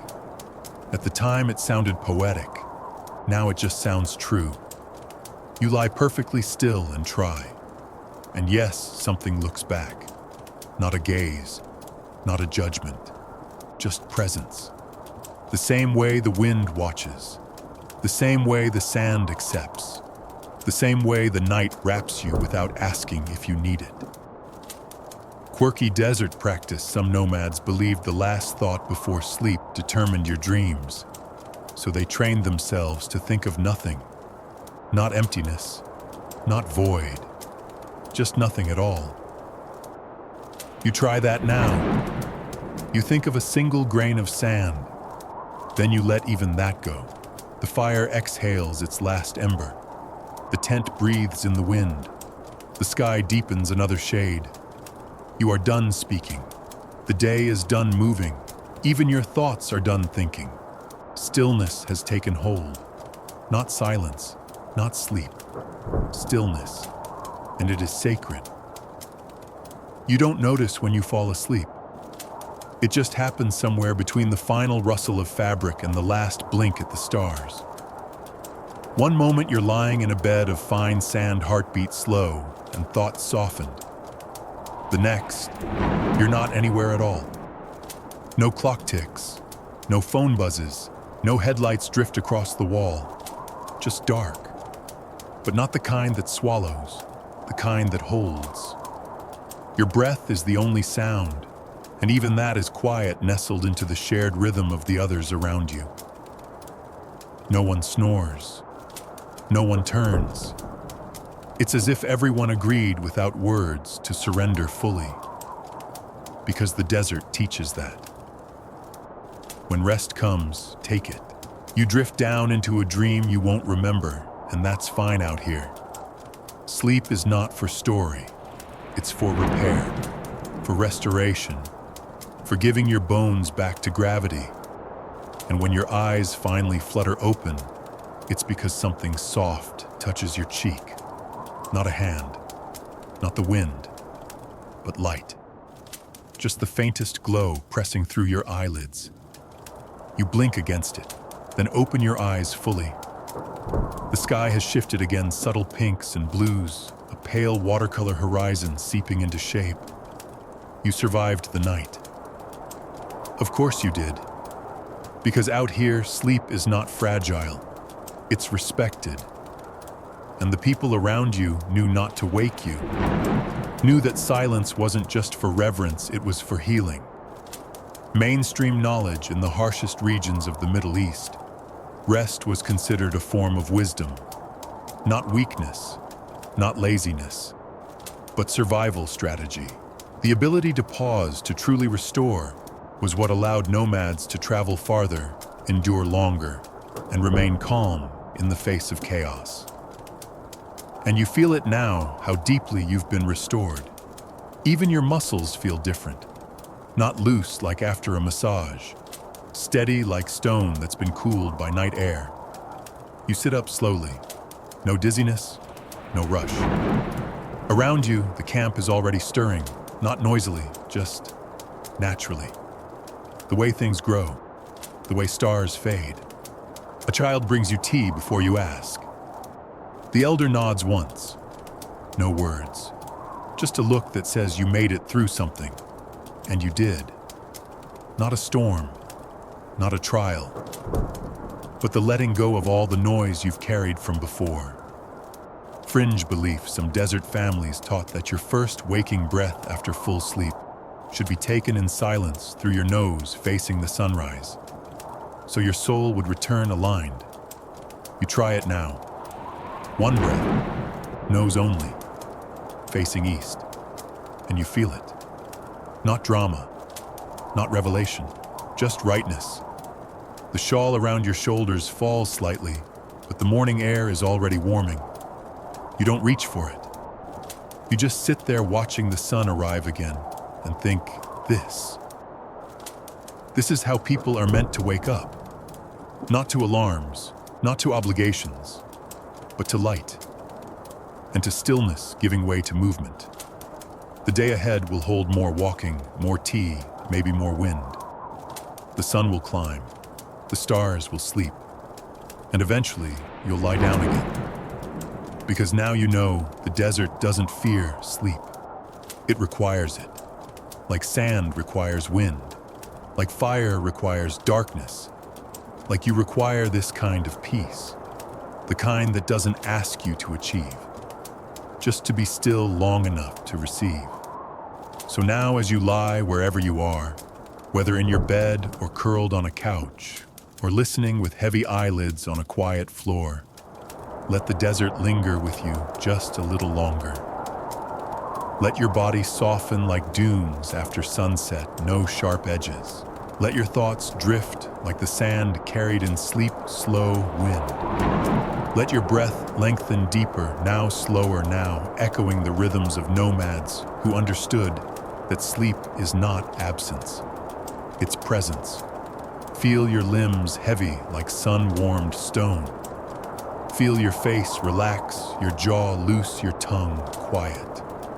There's nothing left to do now. No one left to impress. The night has arrived, or maybe it already has you. And that's good, because the sky will still turn above you, and the earth will hold you. And somewhere in that vastness, real or imagined, someone else is sleeping under stars just like you. Let your memories settle like dust. Let the day be done. Let the wind carry away what doesn't matter. And if you wake again before morning, no worries. Just lie still. Breathe slow. Listen for the hush of sand. Feel for the cool of shade. Remember the stars. They remember you. Good night, wanderer of dunes. Sleep deep, sleep well, sleep still. End of script. Sweet dreams.